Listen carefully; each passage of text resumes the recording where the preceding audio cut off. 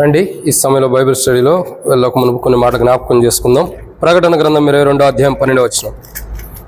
ప్రకటన గ్రంథము 22వ అధ్యాయం 12వ వచనం అందరం కలిసి చదువుకుందాం. ఇదిగో త్వరగా వచ్చుచున్నాను, వాని క్రియల చొప్పున ప్రతివానికి చెడుకు నేను సిద్ధపరిచిన జీతము నా యొద్ద ఉంది. కాబట్టి ప్రభు మాట్లాడుతున్న మాట ఏంటంటే, ఇదిగో నేను త్వరగా వచ్చుచున్నాను, వాని క్రియలు చొప్పున ప్రతివానికి చెడుకు నేను సిద్ధపరిచిన జీతము నా యొద్ద ఉందని ప్రభు మాట్లాడుతున్నాడు. మరొక విషయాన్ని చూసినట్లయితే అపోస్తలుడైన పౌలు హెబ్రీయులకు రాసిన పత్రిక 10వ అధ్యాయం 37వ వచనం. ఇక కాలము బహు కొంచెముగా ఉన్నది, వచ్చుచున్నవాడు ఆలస్యం చేయక వచ్చును. కాబట్టి ఈ రెండు మాటల్లో రాయబడిన మాట ఏంటంటే, యేసు ప్రభువారి యొక్క రాకడ, యేసు ప్రభువారు ఎలా రాబోతున్నాడు అన్నది బైబిల్లో రాయబడుతూ వచ్చింది. కాబట్టి యేసు క్రీస్తు ప్రభువారు ఇదిగో నేను త్వరగా వచ్చున్నానని ఆయన అంటున్నాడు. మరి ఆయన యొక్క దాసులు, ఆయన ద్వారా పొందిన అపోస్తల తత్వం, ఆయన బిడ్డలైన వారు ఏమంటారంటే, ఆయన ఆలస్యం చేయడు అని బైబిల్ అంటుంది. మరి యేసు ప్రభువారు రాకడ ఎందుకు ఆలస్యం అవుతుందంటే 7 విషయాలు బైబిల్లో ఉంటాయి. దాంట్లో మొదటి మాటని ఇక్కడ మనం చూస్తూ వస్తున్నాము. ఏమని రాయబడుతూ వచ్చింది చూడండి. అపోస్తలుడైన పౌలు రోమీయులకు రాసిన పత్రిక 11వ అధ్యాయం 25వ వచనం ప్రకారం ఇక్కడ ఒక మాట ఉంది. ఏమనుంది? ఇశ్రాయేలుకి కఠినమైన మనసు ఉంది, అందుకని ప్రభు అక్కడ ఆలస్యం అవుతుంది. రెండోదిగా చూసినట్లయితే అపోస్తలుడైన పౌలు రోమీయులకు రాసిన పత్రిక 11:25 ప్రకారం అన్యజనుల లెక్క ఇంకా సంపూర్ణం వల్ల. మూడో మాట చూసినట్లయితే 2 పేతురు 3:9 తండ్రి అంటే ఆయన దీర్ఘశాంతుడు, ఓపికతో ఉన్నాడు కాబట్టి. నాలుగో మాటను చూసినట్టయితే 2 పేతురు 3:9 ప్రకారం అందరూ మారుమనసు పొందాలి కాబట్టి. ఐదో మాటను చూసినట్టయితే యోహాను సువార్త 1వ అధ్యాయం 17వ వచనం, అపోస్తలుడైన పౌలు తెస్సలోనికీయులకు రాసిన మొదటి పత్రిక 4:17 ప్రకారం కృపాకాలం ఇంకా ముగించబడలేదు కాబట్టి. ఇక ఐదో మాట. ఆరో మాట చూసినట్టయితే ఆదికాండం 24:7, యోహాను సువార్త 14:16 ప్రకారం పరిశుద్ధాత్మని ఇంకా సంఘాల్లో పనిచేస్తున్నారు కాబట్టి. ఇంకేడో విషయం చూసినట్టు మత్తయి సువార్త 24:36 ప్రకారం తండ్రికి తప్ప ఎవరికంటే కుమారుడు కూడా తెలియదు ఎప్పుడు రావాలండి, అందుకని ప్రభు అక్కడ ఆలస్యం అవుతుంది. ఇప్పటికే మొదట 6 విషయాల్లో 6 మాటలకి 6 ఏండ్లు లెక్కన, ఒక్కొక్క మాటకి 6 మాటలు, మొదటి మాటకి 7 విషయాలు, అట్లా 6 మాటలకు 6 ఏళ్ళు. అదే రీతిలో 7 ఏండ్లకి మళ్ళా 49 కోణాలు మనం ధ్యానించుకుంటూ వచ్చాం. ఇప్పుడు చూసే మాట ఏంటంటే మత్తయి సువార్త 24:36 ప్రకారం తండ్రికి తప్ప కుమారుడు కూడా తెలియదు. సో ఇది last and final Bible study. నాకు తెలిసి ఇంకా 4 వర్తమానాలు బైబిల్ స్టడీ అనేది కంప్లీట్ చేయబడింది. ఈరోజు ఎన్నో మాట మనం చూస్తున్నామంటే 3వ మాటనే వాళ్ళు చూస్తున్నాం. ఎన్నో మాట 3. ఈ 3 అయిపోతే ఎన్నితో కంప్లీట్ చేయబడితే ఇంకా 4 ఉంటాయి. కాబట్టి గత వారం మనం ధ్యానించిన మాట ఏంటంటే, ఈ 7 మాటల్లో 2వ మాటలు. 7 మాటలు ఏంది? తండ్రికి తప్ప కుమారుడు కూడా తెలియదు, యేసు ప్రభువారికి కూడా తెలియదు. ఎప్పుడు? ఆ గడియ అలాంటిది అని అంటే మనం 7 విషయాలు చూసాం. దాంట్లో 2వ మాట ఏంటంటే, మొదటి మాట చూసినట్టయితే ఆ గడియ అలాంటిది. చెప్పండి, ఎలాంటిది ఆ గడియ? మొదటి మాట చూసి పెండ్లి కుమారుడిని ఎదుర్కొనేటువంటి గడియ. రెండవది దేవుని ప్రజల మీదకి దేవుని కోపం రాబోతుంది. ఎవరు? సిలువ అనుభవంలో ఉన్న క్రైస్తవుల మీదకి. ఎందుకు వస్తుంది అన్నది బైబిల్ స్టడీలో గత వారం మనం చూస్తూ వచ్చాం. ఎందుకు వస్తుంది? నిర్గమకాండం 32:7 ప్రకారం చెడిపోయిన జీవితం బట్టి, నిర్గమకాండం 32:9 ప్రకారం దేవునికి లోబడిన స్థితిని బట్టి, నిర్గమకాండం 32:4 ప్రకారం ఐగుప్తి అనే పాప బానిసత్వం ఉండటం బట్టి, నిర్గమకాండం 32:5 ప్రకారం అయోగ్యమైన వారికి బలిపీఠం కట్టడం ద్వారా, 5 నిర్గమకాండం 32:4 ప్రకారం సజీవుడైన దేవుని తెచ్చుకోలేని వారు, 6 నిర్గమకాండం 32:4 ప్రకారం మార్పు చెందని దేవుని ప్రజలు ఆ జీవితంలో కొనసాగిస్తున్నారు కాబట్టి. 7వదిగా నిర్గమకాండం 32:1 ప్రకారం తమ ముందర నడుస్తున్నటువంటి దేవుని మార్గంలో వారు తొలగిపోయారు. వీటన్నిటిని బట్టి దేవుని కోపం భూమి మీదకి వస్తుంది.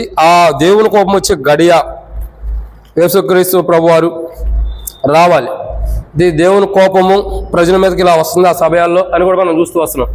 అది ఇప్పుడు 3వ మాట మనం చూస్తున్నాం. ఏంటి 3వ మాట అంటే, దీంట్లో 3వ మాట ఉంది. ఏంటి ఆ 3వ మాట మనం చూస్తున్నట్టు ఎవరికైనా గుర్తుందా?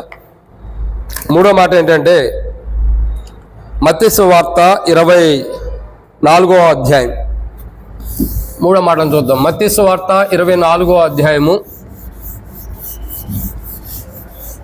మనకు కొద్దిగా బయట కూడా డిస్టర్బెన్స్ ఉంది కాబట్టి త్వరగానే ముగించేస్తాము. చాలా సింపుల్గా ఈ వర్తమానం ముగించడానికి ప్రయత్నం చేస్తాం. చాలా అంటే చాలా తక్కువగా, దేవుని చిత్తం అయితే ప్రభు సమయం ఇస్తే. బయట కొద్దిగా సౌండ్ డిస్టర్బెన్స్ ఉంది కాబట్టి మరి మనకు కూడా ఇబ్బంది లేకుండా త్వరగా ముగించడానికి ప్రయత్నం చేద్దాం. రండి, దీంట్లో ఒక మాట చూస్తున్నాము. మత్తయి సువార్త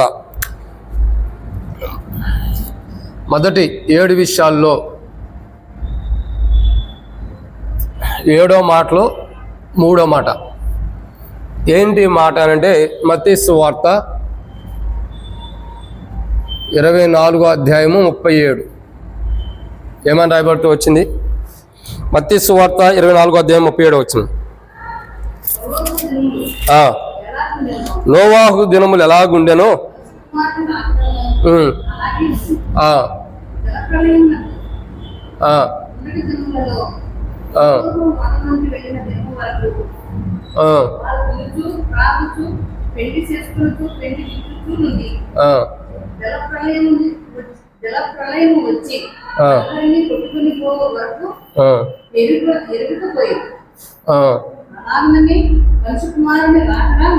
అది ఆ గడి అలాంటి. దేని కొరకు, ఏ సందర్భంలో అంటే యేసుక్రీస్తు ప్రభువారు ఈ లోకానికి రావడానికి ఎందుకు ఆలస్యం అవుతుందంటే ఆయనకు కూడా తెలియదు. సో ఆ గడి అలాంటిది. ఇవైతే జరుగుతాయని ప్రభు చెప్పాడు, కానీ ఆ క్షణం ఒకటి ఉంది. అది ఎప్పుడు ఏందనంటే, ఇక్కడ బైబిల్ రాయబడుతున్నమాట. మత్తయి సువార్త 24వ అధ్యాయం 37 వచనంలో ఏమని రాయబడుతూ వచ్చింది? నోవాహు దినములు ఎలాగుండెను, మనుష్య కుమారుని రాకడా అలాగే ఉండెను. జలప్రయాణముకు ముందట దినములలో నోవాహు ఓడలోనికి వెళ్ళిన దినము వరకు వారు తినుచు త్రాగుచు పెండ్లి చేసుకొనుచు పెండ్లికిచ్చుచు నుండి. సో ఇక్కడ మనం చూస్తున్నటువంటి ఒక కోణం చూసినట్లయితే, జాగ్రత్తగా అర్థం చేసుకున్నట్లయితే, యేసు ప్రభు వారి యొక్క రాకడ ఎప్పుడంటే కొన్ని కోణాలు మనం బయలుపరచబడుతున్నాయి. ఆ దినమే ప్రభువు తెలియదు, కానీ ఆ దినము ఆ యొక్క గడియలు ఎలా ఉండబోతున్నాయి అంటే, ఒకటి మనం చూస్తూ వచ్చే మొదటిది మనిషి కుమారుని ఎదుర్కొనే దినం. అది 2 ఎలాంటిది? అది దేవుని కోపం మానవుల మీదకి వచ్చే దినం. 3వదిగా ఆ దినం ఎలాంటిది అని మనం అర్థం చేసుకున్నట్టయితే, 3వ మాటను మనం చూస్తాం. ఆ దినం ఎలాంటిది అని అంటే, మత్తయి సువార్త 24వ అధ్యాయం 37 వచ్చిన ప్రకారం నోవాహు దినములు లాంటివి. నోవాహు దినములు ఏ సమయంలో ఉండే అలాంటి సమయం కలిగినటువంటి దినములు. అయితే ఇక్కడ ఒక మాటను మనం జాగ్రత్తగా అర్థం చేసుకున్నట్టయితే ప్రియులారా, అసలు నోవాహు దినములు ఎలా ఉండి అని మనం తెలుసుకోవాలి. ఎందుకంటే ఆ సమయాల్లో ప్రభు రాబోతున్నాడు. ఆ దినాలు బేస్ చేసుకుని, ఆ గడియలు బేస్ చేసుకుని ప్రభు అక్కడ సమీపంగా ఉందని మనం తెలుసుకోవాలి. ప్రభు వస్తాడని మనం తెలుసుకోవాలి. నోవాహు దినములు ఎలా ఉండే అని అంటే బైబిల్లో కొన్ని విషయాలు ఉన్నాయి. అర్థమవుతుందండి? నోవాహు దినములు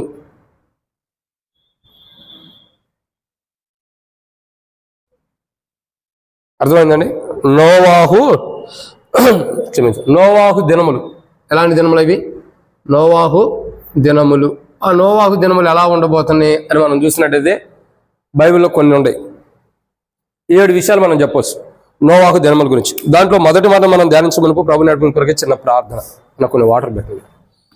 పరిశుద్ధుడు అయిన తండ్రి, ప్రేమ కలిగిన దేవా, ప్రభు అయిన యేసుక్రీస్తు ప్రభు యొక్క పరిశుద్ధమైన నామం బట్టి, ప్రభు అయిన యేసుక్రీస్తు నామం పేరట మీకు శుభావందనములు. ఈ సమయంలో తండ్రి, మరి బైబిల్ స్టడీ వాక్యం ధ్యానించబోతున్న సాయించండి. నిలబడేవాడిని నేను నిలబెట్టేది మీరు, మాట్లాడేవాడిని నేను మాట్లాడించేది మీరు, నాలో ఆత్మనప్పటికీ ఆత్మని అభిషేకించేది మీరు. ప్రజలు మీ వారి వాక్యం ఇది. నేను బలహీనంగా ఉండా మీరే నన్ను బలపరిచి మీ పునరుద్ధాన శక్తి ద్వారా వాడుకుని, శత్రు శక్తి మీకు మహింకరంగా వాడుకుని మీరు మహిమ పొందమని, నాతో మాతో మీరు మాట్లాడమని మీ దయగల హస్తములు కప్పజెబుతూ, మీరు మా ఎడల ఏ సంకల్పం కలిగి ఉండరు అవన్నీ పరిపూర్ణంగా జరిగించి మహిమ పొందమని మాతో మాట్లాడి, మరి ఇదైనా తదనంతరం ప్రభావ మరి భక్తుల మీటింగ్ కూడా ఉంది కాబట్టి త్వరగా ముచ్చుకోవడానికి, బయట కూడా డిస్టర్బెన్స్ ఉంది కాబట్టి త్వరగా ముచ్చుకోవడానికి సాయం చేయమని, ముందున్న సమయంతో మాకు దీవెనకరంగా చేయమని, వాక్య పెరుగులో మాతో మీరు మాట్లాడండి. ధ్యానించి కొద్ది నిమిషాలైనా మీరు మాతో ఏం మాట్లాడదలుచుకున్నారు మీ చిత్తం బయలుపరిచి, శత్రు సిగ్గు మీకు మహిమ తెచ్చుకోమని. నేను బలహీనుడిని, నన్ను మీ ఆత్మ ద్వారా మీరు వాడుకుంటే తప్ప నేను ఏం చేయలేను. నా చూపులో తలంపులు ఆలోచన మాటలు శరీరం క్రియల ద్వారా ఎన్నో విషయాలు తప్పిపోయిన వారు, జారిపోయిన వాడిని నేను ఒప్పుకున్నా క్షమించండి దేవా. అనేక విషయాల్లో మీ సన్నిధిలో నుంచి తొలగిపోయిన వాడిని నేను ఒప్పుకున్నా క్షమించమని, మీ రక్తంతో కడిగి పరిశుద్ధపరచమని దేవా. మా జీవితాలు ఎన్నో బలహీనమైనవి మీరే సరిచేసి సమకూర్చమని ప్రభు అయిన యేసుక్రీస్తు నామం ప్రతి విశ్వాసంతో ప్రార్థించి స్తుతించి అడిగి పెట్టుకుంటున్నాం తండ్రి. ఆమేన్.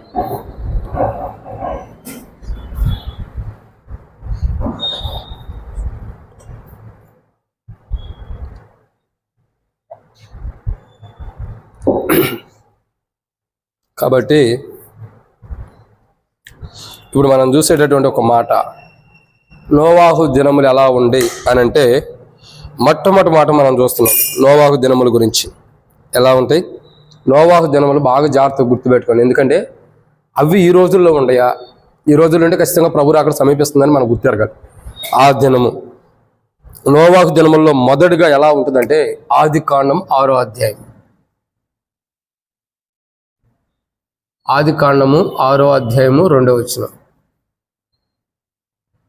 చదువుతారా?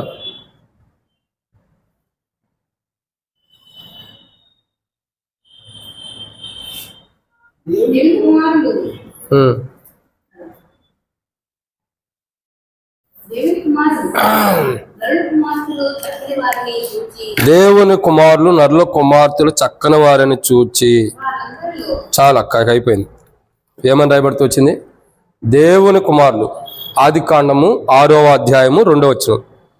దేవుని కుమారులు నరుల కుమార్తెలను చక్కని వారిని చూశారంట. చూసి ఏం చేస్తున్నారు? సరే, వాళ్ళు ఏం చేస్తున్నారు తర్వాత చూద్దాం.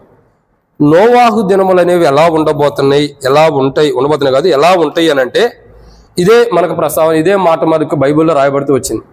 ఎలా ఉంటాయి? దేవుని కుమారులు నరుల కుమార్తెలను చూశారంట. అంటే పరిశుద్ధులు, దేవుని ప్రజలు, రక్షించబడిన వారు, మారుమనసు పాప క్షమాపణ పొందినటువంటి క్రైస్తవులు, దేవుని బిడ్డల్లో కూడా వారి చూపు ఏమైపోయింది అంటే మారిపోయింది. ఏమైపోయిందండి?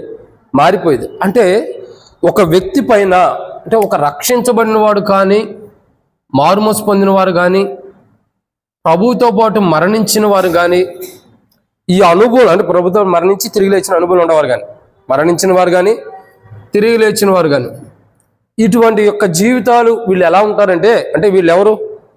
రక్షణ, మారుమనసు, బాప్తిసం, ప్రభుత్వ పాటు మృతి పొందడం అంటే బాప్తిసం, తిరిగి లేవటం అంటే పునరుద్ధానం.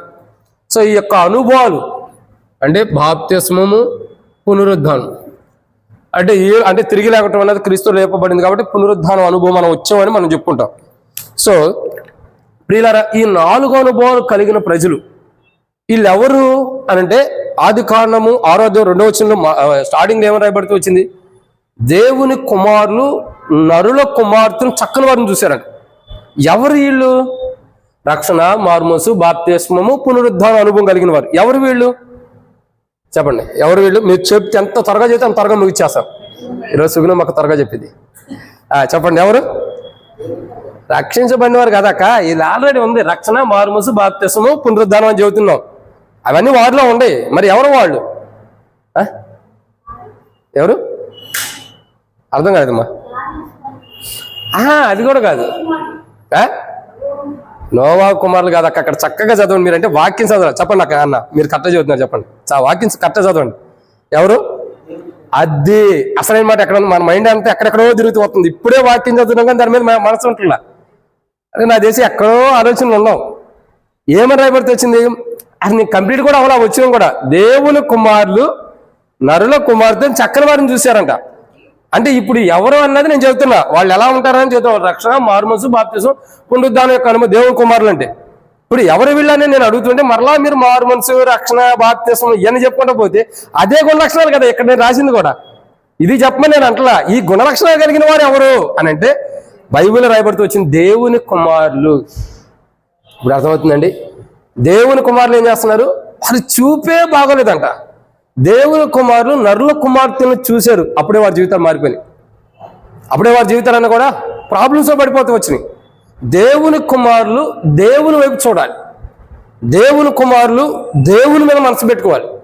దేవుని కుమారులు దేవుని వైపు వారి దృష్టి ఉండాలి. వారి కంటి చూపు అంతా కూడా ఎలా ఉండాలి? దేవుని మీద ఉండాలి కానీ లోకం మీద ఉండకూడదు. అందుకే యేసు ప్రభు చెప్పాడు, ఇది ఆల్రెడీ జరిగింది కాబట్టి దీని గురించి మత్తయి సువార్తలో ప్రభు వివరణిస్తూ వస్తున్నాడు. 5వ అధ్యాయ ప్రాంతంలో చూసినట్లయితే ఏమని అంటాడు ప్రభు? ఒక మాట అంటాడు, ఒక స్త్రీని మోహచూపుతో చూచువాడు తన హృదయం ఉంది అప్పుడే ఏం చేసినట్లు. మత్తయి సువార్త 5వ అధ్యాయం 27వ వచనం. వ్యభిచారం చేయవద్దని చెప్పబడిన 27 నుండి చెప్పబడిన మాట మీరు వినుదురు కదా. నేను మీతో చెప్పినదేమనగా ఒక స్త్రీని మోహచూపుతో చూచి ప్రతివాడు అప్పుడే తన హృదయం ముందు ఆమెతో వ్యభిచారం చేశాను. అర్థమవుతుందండి? దేవుని కుమారులు ఏ రీతిలో గెలిపారు ఇప్పుడు చెప్పండి మీరు. దేవుని కుమారులు నరుల కుమార్తెలు చక్కని వారిని చూశారంట. చూడటం ద్వారా ఏం జరుగుతుంది? ఇవాళ హృదయంలోనే వ్యభిచారం చేసిన అనుభవంలోకి వచ్చేసారు. ఎవరు వీళ్ళు? దేవుని కుమారులు ఎలా ఉండాలి ప్రభు చెబుతున్నాడు. మత్తయి సువార్త 5వ అధ్యాయంలో చూసినట్టే 27-28 వచనాలు ఏమని చెబుతున్నాడు ప్రభు? ఇట్లా ఉండాలి అంటే ఒక స్త్రీని మోహంతో చూడకూడదు. అంటే దేవుని యొక్క బిడ్డలు, రక్షణ, మారుమనసు, బాప్తిసం పొందిన దేవుని బిడ్డలు, వారి చూపు, వారి దృష్టి, వారి ఆలోచన ఎప్పుడూ కూడా దేవుళ్ళ నుండి డైవర్ట్ అవ్వకూడదు, లేదా యూటర్న్ కూడా తీసుకోకూడదు. అర్థమవుతుందండి? అంటే పక్కకి వెళ్ళిపోకూడదు, యూటర్న్ కూడా తీసుకోకూడదు, మళ్ళీ తిరిగి వెనక్కి రాకూడదు. మనం ఎవరమంటే దేవుని కుమారులు. సో ఇప్పుడు దేవుని కుమారులు ఏం చేస్తున్నారు ఇక్కడ చెప్పండి?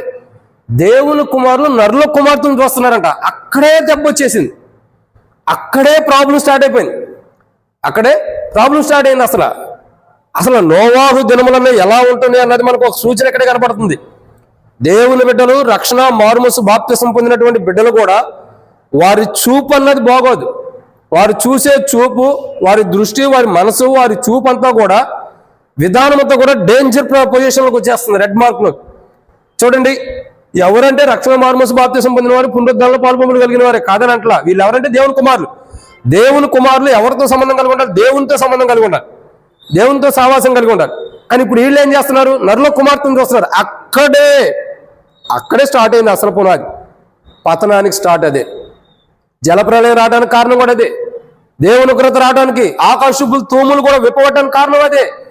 దేవుని కుమారులయ్యుండి కూడా, దేవుని కుమార్తెలయ్యుండి కూడా, దేవుని యొక్క బిడ్డలయ్యుండి కూడా, దేవుని యొక్క ప్రజలు అనబడుతున్న వారు కూడా, దేవుని యొక్క నామం పేరు పెట్టబడిన ప్రజలకు కూడా వారి చూపు వ్యభిచారంతో కూడింది, వారి చూపు మోసంతో కూడింది, వారి చూపు అనేకమైన విధానంలో దేవునికి నష్టం తెచ్చే విధానం ఉంది. కాబట్టి ఆ రోజు జలప్రలయం వచ్చింది. ఇప్పుడు అర్థమవుతుందండి, జలప్రలయం రాబోతున్నది ఆ దినాల్లో. యేసు ప్రభు వారు వచ్చేటప్పుడు అలా ఉంటాయి. ఎలా ఉంటాయి ఆ దినాలు అంటే, మూడవదిగా నోవాహు దినములాగా. నోవాహు దినములు ఎలా ఉంటాయి అంటే, ఇప్పుడు 7 విషయాలు ఉన్నాయి. దాంట్లో మొదటిది చూపు మారిపోయింది. ఎవరి చూపు? దేవుని కుమారుల యొక్క చూపు. కుమారులు అంటే కుమారులనే కాదు, కుమార్తెలు కూడా ఉంటారు. అందరూ వారి చూపు ఏమైపోయింది? పూర్తిగా మారిపోయింది. వారి దృష్టి అంతా కూడా మారిపోయింది. మనం చూస్తూ వస్తున్నాం కదా, గత ఆదివారం కూడా. సమరయులు ఎందుకు పుట్టారు? ఎవరి ద్వారా పుట్టారు సమరయులు? చెప్పండి, మీకు తెలిస్తే. మీరు ఆగండి అన్న, వీళ్ళు చెబుతారు. చెప్పండి. ఒకే కుటుంబం వాళ్ళు చెప్పొద్దు అక్క, చెప్పండి. సమరయులు ఎలా పుట్టుకుంటూ వచ్చారు? ఇశ్రాయేలు దేవుని కుమారులు అన్య స్త్రీలను చూశారు, నరుల కుమార్తెల్ని. ఏమైంది? వివాహం చేసుకోవడం ద్వారా పిల్లలు పుట్టుకు వచ్చారు. వాళ్ళే సమరయులు కదా. అంటే ఇక్కడ అర్థం చేసుకోండి, దేవుని కుమారులు దేవుని మీద దృష్టి ఉండాలి. దేవుడిచ్చే దాని మీద, బహుమానం మీద, దేవుడిచ్చే ప్రతి దాని మీద, అది బహుమానమైనా, భార్య అయినా, భర్త అయినా, పిల్లలైనా, దేవుడిచ్చే వాటి మీద మనసు పెట్టాలి. కానీ ఇప్పుడు దేవుని కుమారులు ఉండి వీళ్ళు ఏం చేశారు? మేము పెళ్లి చేసుకోవడానికి ఎవరో లేరని చెప్పని అన్య స్త్రీలను పెళ్లి చేసుకున్నారు ఇశ్రాయేలు ప్రజలు. అది కరెక్టేనా? అది దేవుని యొక్క ప్రభు యొక్క రాకడ, నోవాహు దినాలు ఎలా ఉంటాయి అంటే, మొట్టమొదటి ఇదే, చూసే చూపులోనే మారిపోయింది. ఆ చూపులు అర్థమే మారిపోయింది చాలా వరకే. చాలా మంది యొక్క చూపు, వారు చూసే చూపు మోహపు చూపు ఉండొచ్చు, వ్యభిచారంతో కూడిన చూపు ఉండొచ్చు, అనేకులు మోసం చేసే చూపు ఉండొచ్చు. ఎవరు వీళ్ళంటే దేవుని కుమారులే. నేను అన్యుల గురించి మాట్లాడతల్లా, రక్షణ లేని వారి గురించి మాట్లాడతల్లా, ప్రభువుని ఎరగని వారి గురించి మాట్లాడతల్లా. ఈ రోజు మనం బైబిల్ స్టడీలో గమనించేది ఏంటంటే, నోవాహు దినములు ఎట్లా ఉండబోతున్నాయంటే, రక్షణ మారుమనసు బాప్తిసం పొంది పునరుద్ధానంలో పాలు పంపులు పొందుతున్నటువంటి క్రైస్తవుడే వారి చూపే మారిపోయింది పూర్తిగా. వారి చూపు అంతా ఏమైపోతుంది? డిఫరెంట్గా, పర్లేదు, డిఫరెంట్గా ఏమవుతుంది? మారిపోతుంది. వారి చూపు అంతా కూడా, దృష్టి అంతా మారిపోతుంది. వ్యర్థమైన వాటి మీదకి, లోకానుసారమైన వాటి మీదకి, అపిత్రమైన వాటి మీదకి, ఇంకా పాపంతో కూడిన వాటి మీదకి వారి చూపు అంతా కూడా వెళ్ళిపోతుంది. చెప్పండి, ఈరోజు బైబిల్ స్టడీకి వచ్చాం. ఎంతవరకు మన చూపుని మనం ఈరోజు కంట్రోల్ చేసుకొచ్చాం? వారాలు నిన్నదను కూడా అరగట్లా. ఈ రోజు వరకు మన దృష్టి, మన యొక్క చూపు ఎంతవరకు క్రీస్తుకి సంబంధించిన విధానంలో కంట్రోల్ చేయబడుతూ వచ్చింది? కష్టం కదా, చెప్పలేము. ఏదో టీవీ చూడ ఉండొచ్చు, ఏదో ఫోన్లో ఏదో షార్ట్స్, ఏదో ఒక వీడియో చూసి ఉండొచ్చు, ఏదో సినిమా చూసి ఉండొచ్చు. ఇంకా ఇప్పుడు క్రైస్తవులు కూడా సినిమాలు అంటే సింపుల్ అయిపోయిందిలేండి. ఇంకా ఎన్నెన్నో ఇవన్నీ చూసి వచ్చాం కదా బ్రదర్. ఎట్లా మరి? అదే అంటే మనం కూడా డేంజర్ జోన్లోనే ఉన్నాం. రక్షణ మారుమనసు బాప్తిసం పొంది మనం కూడా దేవుని కుమారులు, నువ్వైనా నేనైనా ఎవరైనా సరే దేవుని కుమారులు డేంజర్ జోన్లోకి వచ్చేసారు. ఎందుకంటే చూపు బాగాలి. ఇదే నోవాహు దినాలు. నోవాహు దినముల్లో పరిశుద్ధుల యొక్క చూపు, రక్షించబడిన వారి చూపు, మారుమనసు పొందిన వారి యొక్క చూపు, ప్రభు యొక్క పునరుద్ధానంలో పాలు పంపులు కలిగి ఉన్న వారి యొక్క చూపు, దృష్టి, వారి చూపు అంతా కూడా వారు డైవర్ట్ చేయబడింది పక్క వైపు. ఎలా అంటే, ఒకే ఒక మాట చెప్పి ముగిస్తాను. అక్కకి వింటుంది కానీ లోపల టెన్షన్ ఉండేది, ఎప్పుడు ముగిస్తాడని. సరే, ఏం పర్లా. కాబట్టి ఉండిద్ది. ఎందుకంటే అక్క వాళ్ళ మనోడు భర్త లేదండి, నాకు ఒక్కడికే చెప్పింది, మీకు చెప్పలేదు, వందనాలు. కాబట్టి ఓ మాట ఏంటి తెలుసా, ఆ దినములు ఎలా ఉంటుంది? ఎంత సింపుల్గా డైవర్ట్ చేసిద్దంటే సాతానుడు చూపు, పరిశుద్ధుల యొక్క చూపు. ఆదాము ఎంత పవిత్రమైన విధానంలో దేవుని ద్వారా స్థిరపరచబడ్డాడు. కానీ ఆదాము తర్వాత వచ్చిన భార్య కూడా అట్లాగే ఉంది కదా. కానీ ఆమె ఎలా అయింది? సాతాను ఆ తోటలోకి వచ్చి, చూసావా దేవుడు నిన్ను తినొద్దన్నాడా, అంతే అయిపోయింది. అక్కడితోనే మళ్ళీపోయింది చూపంతా. దేవుని కుమారుడు అక్కడే ఉన్నాడు, దేవుని కుమార్తె అక్కడే ఉంది. ఇరువురు ఏమైపోయారు? ఇప్పుడు డైవర్ట్ అయిపోయారు. ఆ చూపంతా కూడా దేవుడు వద్దయ్యా, చూడొద్దు, తినొద్దు అన్న దాని మీదకే మనసు వెళ్ళిపోతూ వచ్చింది. దాని చూపు పడటంతోనే కన్నులకు రమ్యమైనదిగా కనపడిందంట. మత్తయి సువార్త క్షమించండి, అది మనం ఆదికాండం 3వ అధ్యాయం చదివితే మనకు అర్థమైంది. కన్నులకి ఎలా ఉంది? రమ్యమైనదిగా. ఇక అంతే. అది మేడిపండు చూడు, మేలుమై ఉండు, పొట్ట విప్పి చూడు, అది కనపడిన తర్వాత ఆ పురుగుల్లోనే అబ్బ ఉంది, ఆ పురుగుల్లోనే ఆదాము ఉన్నాడు, ఆ పురుగులోనే మనం అందరం కొట్టుకుపోతాం. అర్థమైంది పిల్లారా? మొట్టమొదటిగా మొదటి మాట ఎంతసేపు అయింది, రెండో మాట ఎంతసేపు ఉండదేమో. కానీ మొట్టమొదటిగా నోవాహు దినములు ఎలా ఉంటాయి అంటే, మొదటిగా పరిశుద్ధులు, రక్షణ, మారుమనసు బాప్తిసం పొందిన వారి యొక్క చూపు డైవర్ట్ అయిపోయింది. దేవుని మీద ఉండదు, బైబిల్ మీద ఉండదు, ప్రార్థన మీద ఉండదు, ప్రభు మందిరం మీద ఉండదు, ప్రభు యొక్క సన్నిధి మీద ఉండదు. దృష్టి చూపు అంతా కూడా లోకం మీదకి మళ్ళీపోయింది. ఆ దినము అలా ఉంటే నోవాహు దినాలండి. ఆ దినముల్లో ప్రభు వస్తాడు. ఎందుకంటే మనం అశ్రద్ధగా ఉన్నాం కాబట్టి జాగ్రత్తగా ఉండాలి. ఒకటి. రెండో విషయం చూద్దానండి. రెండో విషయం చూసినట్టయితే ఆదికాండము 6వ అధ్యాయం 2వ వచనం.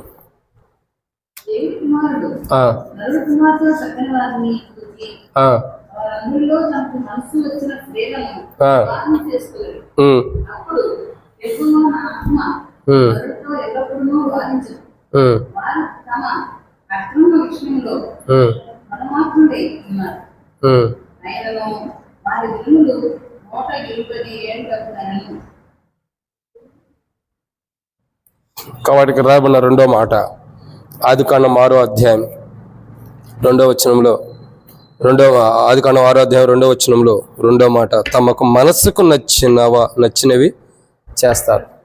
ఏం చేస్తున్నారండి? తమకు మనసుకు నచ్చినవి చేస్తారంట. అంటే దేవునికి నచ్చినవి కాదు.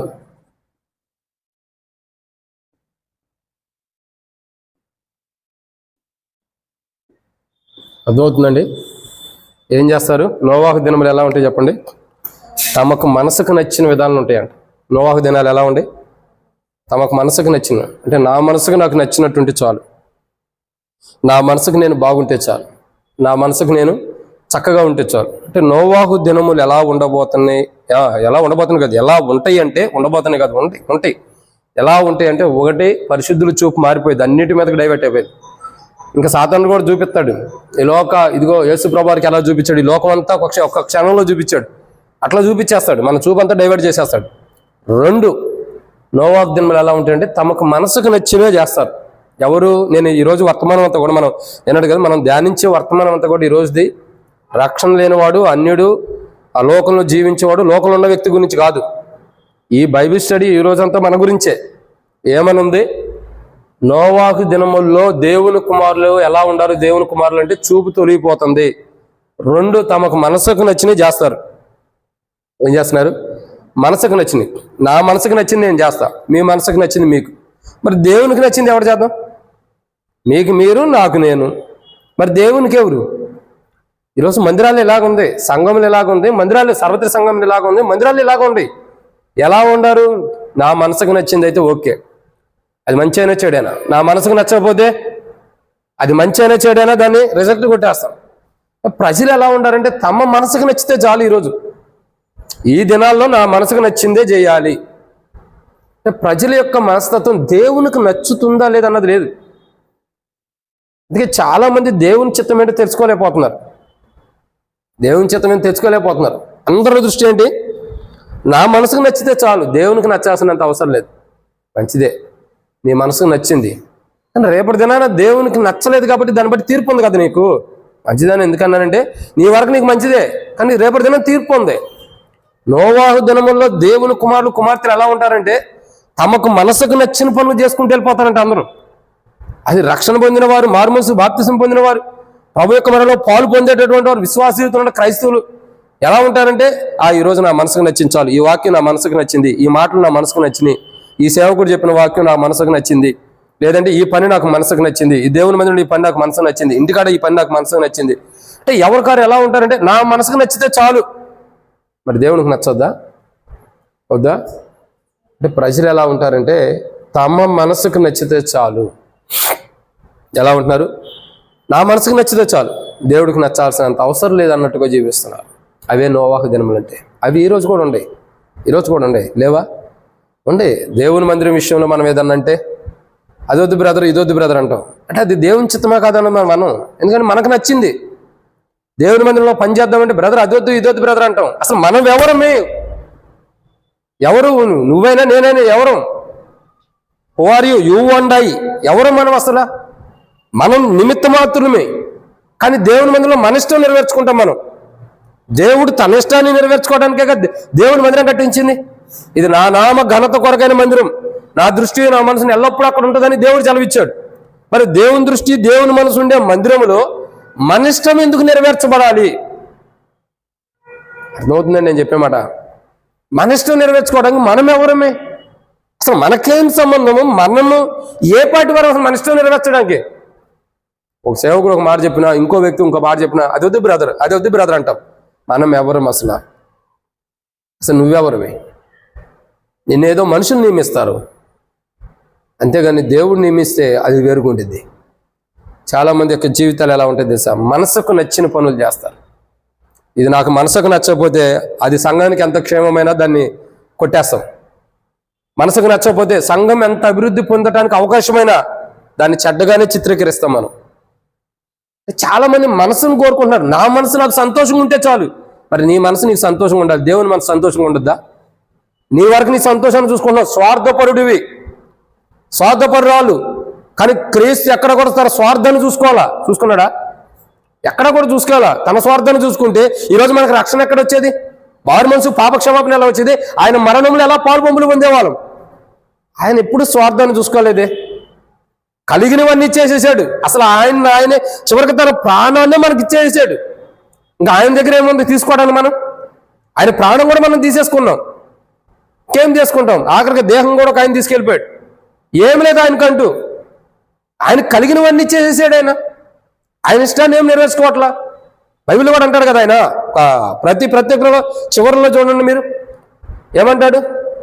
ప్రతి దాంట్లో కూడా మనం లోకసువార్తలు మత్తయి సువార్తలు మనం చూస్తాం. ఏమని రాయబడుతూ వచ్చింది? లోకాలను మత్తయిలోను యేసు ప్రభువు సిలువకి వెళ్ళినప్పుడు ఆ గత్సేమనే తోటలు అంటాడు, అయ్యా ఇది నేను మొయ్యలేకపోతున్నా, అయినా నా తండ్రి నీ ఇష్టం కాదు, నీ చిత్తమైతే దీన్ని తొలగించలే అయినా అట్లా నా ఇష్టం కాదు నీ ఇష్టమే, నీ చిత్తమే నెరవేర్చగలను కాక అంటాడు. ఎందుకు అంటున్నాడు? ఆయన చిత్తానికి ఆయన చిత్తం సిద్ధింపు చేయను కాక దేవుని చిత్తం నెరవేరబడాలని ఎందుకు అంటున్నాడు? తన ఇష్టాన్ని నెరవేర్చుకోవడానికి ఇష్టపడతల్లా.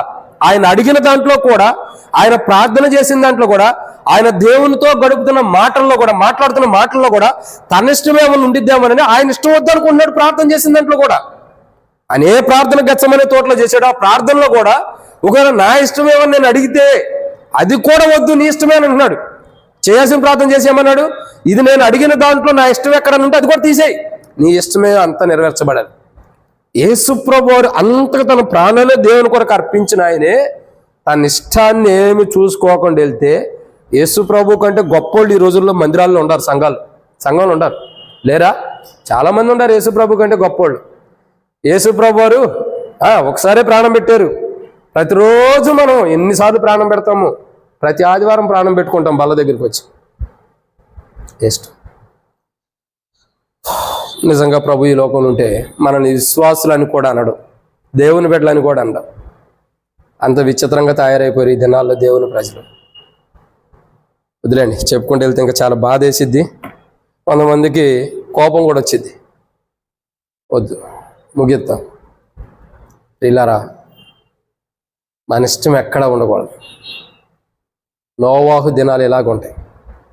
దేవుని ఇష్టము యేసు ప్రభు వారి ఇష్టం కూడా నెరవేర్చుకోరు. నేను ఎందుకన్నానంటే యేసు ప్రభు కంటే గొప్పవారని ఆలోచనలు అలా ఉంటాయి. మనోళ్ళు అంటే ఎక్కడని కాదు నేను అంటుంది, సార్వత్రిక సంఘంలో ఆయా మందిరాల్లో ఉన్న ప్రజల ఆలోచన అలాగ ఉంటాయి.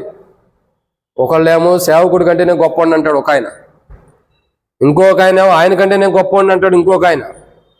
ఒకళ్ళకొకళ్ళు నేను గొప్ప. మరి యేసు ప్రభు గొప్పతనం ఎవరు చెబుతారు? మన గొప్పతనాలు మనం చెప్పుకుంటున్నాము, మరి యేసు ప్రభు గొప్పతనం ఎవరు చెబుతారు? ఎవరు చెప్పరేక. రాను రాను మన తర్వాత వచ్చే పిల్లలు కూడా మా నాన్నగారు వాక్యం ఇట్లా చెప్పేవాడు, లేకపోతే మా నాన్నగారు ఎట్టెళ్ళేవాడు అట్టెళ్ళేవాడు, ఇక ఆల్రెడీ మన గురించి ఒక బుక్ రాసుకుని అది చెబుతారు, ఇక బైబిల్ కూడా పక్కన పెట్టేస్తారేమో రానున్న దినాలు. వద్దు, మనం ఏమాత్రం మంచివారం కాదు. బైబిల్ అంటుంది నీతిమంతుడు లేడు ఒక్కడైనా లేడంట, దేవుని వెతుకువాడు లేడంట. బైబిలే చెబుతుంది మనం నీతిమంతులు కాదని. మరి మన ఇష్టాన్ని మనం ఎట్లా నెరవేర్చుకుంటాం? యేసు ప్రభువు వారు ఒక్కడే నీతిమంతుడు. ఆయన తప్పితే నాకు తెలిసినంత వరకు ఈ భూమి మీద ఎవ్వరూ నీతిమంతులు లేరు. ఆయనతో సమముగా ఈ బ్రదర్ నీతిమంతుడు, ఎక్క నీతిమంతుడు అన్నామంటే ఆయనతో సమానం చేసినట్టే. ఆయనతో సమానం ఎవరన్నా ఉండారా? ఆయనతో మనం లేం కాబట్టి మనల్ని ఆయనతో సమానంగా ఆయన చేసుకుంటున్నాడు. ఎంత గొప్ప కార్యం చూడండి. ఆయనతో మనం సమానం కాము, కానీ ఆయన మనల్ని ఆయనతో సమానంగా చేసుకుంటున్నాడు. ఎంత గొప్ప కార్యం ఆయనలో ఉంది, కానీ మనలో ఏముంది? నోవాహు దినములు ఎలా ఉంటాయి అంటే ప్రియులారా, రెండో మాట ఎలా ఉంటాయి? తమకు మనసుకు నచ్చినవి చేస్తారు ప్రజలు. రక్షణ మారుమూసు బాప్తిసం పొందినవారు దేవుని కుమారులు. ఎట్లా చెబుతానండి? రక్షణ మారుమూసు బాప్తిసం పొందినవారంటే దేవుని కుమారులు, దేవుని కుమార్తెలు ఎలా ఉంటారు? ఒకటి, చూసే చూపు మారిపోతుంది. రెండు, తమ మనసుకు నచ్చినవి చేస్తారు, దేవునికి నచ్చినవి చేయరు. ఈరోజు బైబిల్ స్టడీకి వచ్చాం.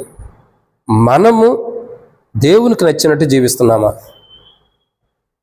మనకు నచ్చినట్టు మనం జీవిస్తున్నాం? ఈరోజు ఈ బైబిల్ స్టడీలో మనం తీర్మానం చేసుకున్నాం. లేదంటే ఒకవేళ దేవునికి నచ్చినట్టు నువ్వు ఉండలేదంటే ఖచ్చితంగా ఇవి నోవాహు దినాలే, డౌటే లేదు.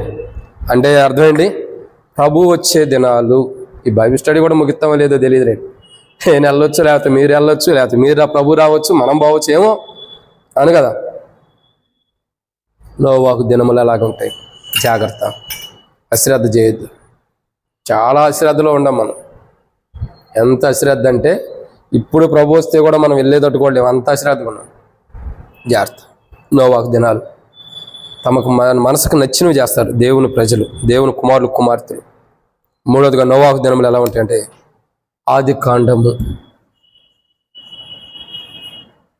6వ అధ్యాయం,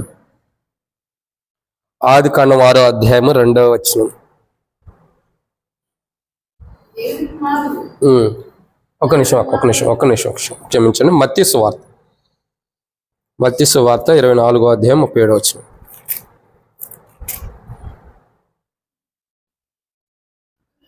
మత్తయి సువార్త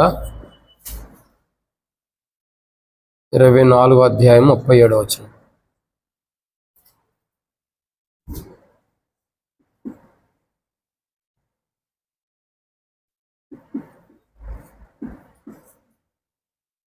మత్తయి సువార్త 24వ అధ్యాయం 37వ వచనం చదవనా? నోవాహు దినములు ఎలాగుండునో మనుష్య కుమారుని రాకడా అలాగే ఉండును. ఎలా ఉంటున్నాయి అని అంటే 38, జలప్రళయమునకు ముందటి దినములలో నోవాహు ఓడలోనికి వెళ్ళిన దినం వరకు వారు తినుచు త్రాగుచు పెండ్లి చేసుకొనుచు. ఇప్పుడు ఎట్లా ఉండిద్దంటే నోవాహు దినములు ఎలా ఉంటుంది అని అంటే 37, 38 వచనాలు. మత్తయి సువార్త 24వ అధ్యాయం. త్రాగుచూ నుండిరంట. ఏం చేస్తున్నారు? త్రాగుతున్నారు. దీన్ని 2 భాగాలు విభజించవచ్చు. 1, 2 ఇద్దరు రక్షించబడిన వారు, లోకము. గమనించండి, 2 భాగాలు ఎందుకు చేయబడిందంటే త్రాగుచూ ఉంటారు. ఒకరు ప్రభు బల్లలో పాల్గొంటారు, కానీ దాని విధానం, దాని సారాంశము, ప్రభు బల్ల యొక్క అనుభవం తెలియదు ప్రజలకు. కానీ ఆ బలలో పాల్గొంటారు, తింటారు, తాగుతారు. దీని ఇంకో కోణంలో చూసినట్లయితే రక్షించబడిన వారిలో కూడా రక్షణ, లోకం 2 వీళ్ళు ఎలాంటి వారంటే చాలామంది ఉంటారు రక్షించబడి కూడా మందు తాగటం ఆపరు, డ్రింక్ తాగటం ఆగరు చాలామంది. నాకు తెలిసిన ఒక సంఘ పెద్ద ఉన్నాడు ఒక ప్రాంతంలో, ఒక ఏరియాలో. ఆ మధ్యలో స్పెషల్ మీటింగ్కి వెళ్ళినప్పుడు తెలిసింది. ఒక సంఘ పెద్ద ఉన్నాడు, డైలీ ఆయన ముందు తాగుతాడంట. డైలీ తాగుతాడు లేదు కానీ ముందు అయితే తాగుతాడు. సంఘంలో సంఘ పెద్ద, పైపెచ్చు మంచి ధనవంతుడు. ఆయనకి మరి భార్య చనిపోయింది, ఎట్లా అయినా సరే తాగుతూ ఉంటాడు. రోజు సేవకుడు చెబుతూ వచ్చాడు, అన్న పలానా సంఘ పెద్ద ఉన్నాడు, ఆయన ఎలాంటి ఆయన అంటే రోజు మందు తాగుతాడని. ఆయన తాగుతాడు అన్న విషయం ఆయన చేత ఆయనే చెప్పే విషయం అంతా కూడా ఈయన రికార్డింగ్ చేసి నాకు చూపించాడు. రోజు ఓ సంఘ పెద్ద మందు తాగుతాడన్న విషయం సేవకుడు క్లియర్గా ఆయన ద్వారానే మాట్లాడాడు. ఎవరైతే తాగుతాడో ఆయన మాట్లాడిందే రికార్డింగ్ చేసి నాకు చూపించాడు. మందు తాగుతామంటే తాగుతానన్నా, సిగరెట్లు కూడా. ఎందుకనంటే నా బాధ అలాంటిది అంటున్నాడు. ఎంత విచిత్రమో చూడండి. రక్షణ మారుమనసు బాప్తిసం పొంది దేవుని మందిరంలో ఉంటూ, బల్లలో ఉంటూ, సంఘంలో పెద్దగా పిలువబడుతూ, మందిరంలో కూడా ఇలాంటి పొజిషన్లు ఉండా ఎలా ఉన్నాడు? ఇంకా త్రాగుతున్నాడు, సిగరెట్లు అయినా గాలుస్తూనే ఉన్నాడు. అదే బ్యాచీలు రక్షణ నుండి కూడా లోకంలో జీవిస్తారు. లోకస్తులు కూడా అంతే అంతే కదా, తినుతారు, త్రాగుతారు.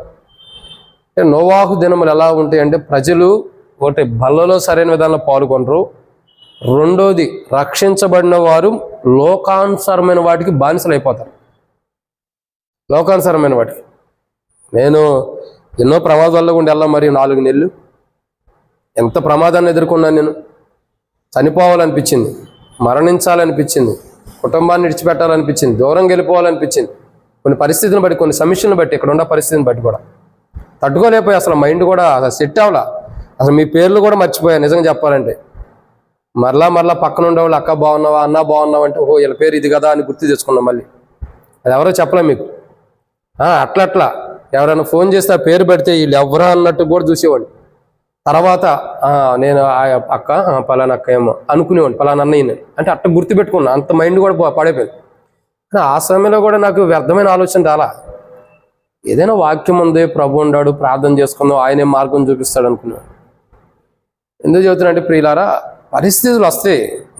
మనుషులు కాకపోతే ఇంకెవరికి వస్తాయి? జంతువులకు వస్తాయా? జంతువులు కోసి తింటాం, వాటికి ఎందుకు వస్తాయి? మనకేగా వచ్చేది. మరి మనం ఎలా ఉండాలి? ధైర్యంగా ఎదుర్కోవాలి. బైబిల్లో ఒక మాట ఉంది, మీరు సహించగలిగిన వాటికంటే ఎక్కువ మీకు రావు. మీరు ఏవి సహించగలుగుతారో, ఎన్ని సహించగలుగుతారో, ఎంత పరిణామం ఉందో, ఎంత పరిమాణం మీకు ఉందో అంతవరకే వస్తాయి, అంత మించి రావు మీకు. మరి రావు అని ప్రభువే చెప్పినప్పుడు వస్తాయి అని మనం ఎలా అనుకుంటాం? చాలామంది అలా ఉంటారు. ఆశ్చర్యపోయారు. ఈ రోజుల్లో మందిరానికి వచ్చేవారు సంఘ పెద్దలు ఉండొచ్చు, విశ్వాసులు ఉండొచ్చు, దేవుని ప్రజలు ఉండొచ్చు. చాలామంది సిగరెట్ తాగేవాళ్ళు ఉంటారు, బీడీలు తాగేవాళ్ళు ఉంటారు, చుట్టలు కాల్చేవాళ్ళు ఉంటారు, కళ్ళు తాగేవాళ్ళు ఉంటారు, మందు తాగేవాళ్ళు ఉంటారు, ఇంకా రకరకాలు చేసేవాళ్ళు ఉంటారు. కానీ ప్రవర్తన మార్చుకోరు. మళ్ళీ మందిరంలోకి వచ్చి అయితే మేము గొప్పవాళ్ళం అనిపించుకోవడానికి అయితే మాగా ఉంటాయి. ఇదే దినములు త్రాగుతూ ఉంటారు. ఇక అంతే, తినుతూ త్రాగుతూ. నోవాహు దినములని గుర్తెరగండి. చాలామంది చెబుతారు, బ్రదర్ పలానాయన సిగరెట్ కాలుతాడు, పలానాయన బీడి, పలానాయన మందు కలుస్తాడు, బ్రదర్ మందు కలుతాడు, మందు తాగుతాడు అంటారు.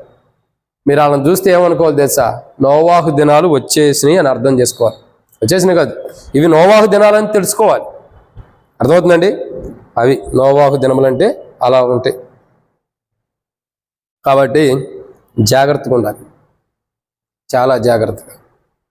తినచ్చు, త్రాగుచ్చు, ఇష్టానుసారంగా జీవిస్తారు. అదే నోవాహు దినములు. ఆ గడియల్లో యేసు ప్రభు రాబోతున్నాడు. మనం కూడా తినుతూ త్రాగుతున్న టైంలో ప్రభు వస్తే ఇక నరకానికి వెళ్ళిపోవాల్సిందే. జాగ్రత్త. మూడోదిగా దేవుని ప్రజలైన వారు. ఎందుకు చెబుతున్నంటే ఎవరినో ఉద్దేశించి కాదు, చెప్పాలని కాదు. ప్రభు వచ్చే దినాలు ఇలా ఉంటాయి, మనమన్నా జాగ్రత్తగా ఉండాలి. మనమన్నా జాగ్రత్త పడకపోతే నష్టపోతాం. కాబట్టి మూడో మాట, నోవాహు దినములు ఎలా ఉంటాయి అంటే, మూడో మాట ఎలా ఉంటాయి? లాస్ట్ 7 మాటల్లో 7వ మాటలో మూడో మాట ఎలా ఉంటుంది?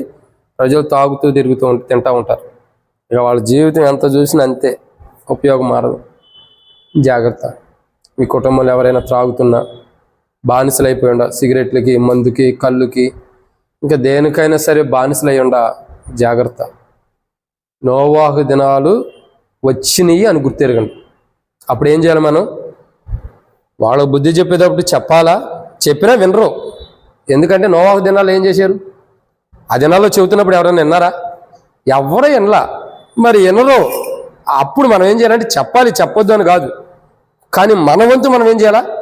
దేవుని కుమారులుగా, కుమార్తెలుగా ఉన్నామా లేదని పరీక్షించుకుని సిద్ధపడాలి. ఇది మూడో మాట. 4వ విషయాన్ని చూద్దామండి, త్వరగానే ముగిచ్చేద్దాం. ఎందుకో తినడం త్రాగటం అనేదానికి ఆకలేస్తుంది నాకు కూడా. 4వ మాటను చూద్దాం రండి. ఆదికాండము 6వ అధ్యాయం 2వ వచనం. ఆదికాండం 6వ అధ్యాయము 2వ వచనం.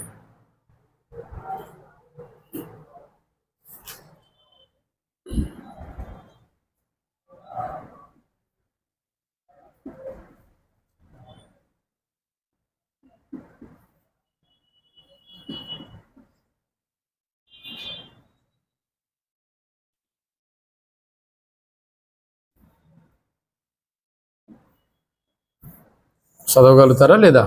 దేవుని కుమారుడు ఆ, నరుడు కుమార్తెను కట్టిన వారిని చూసి ఉమ్, వారందరిలో తమ మనస్సు వచ్చిన ప్రేరను ఉమ్, వివాహం చేస్తుంది. ఉమ్, అప్పుడు ఉమ్, యెహోవా ఉమ్. నా ఆత్మ మరులతో ఎల్లప్పుడూ వాటిస్తుంది. చాలక్క.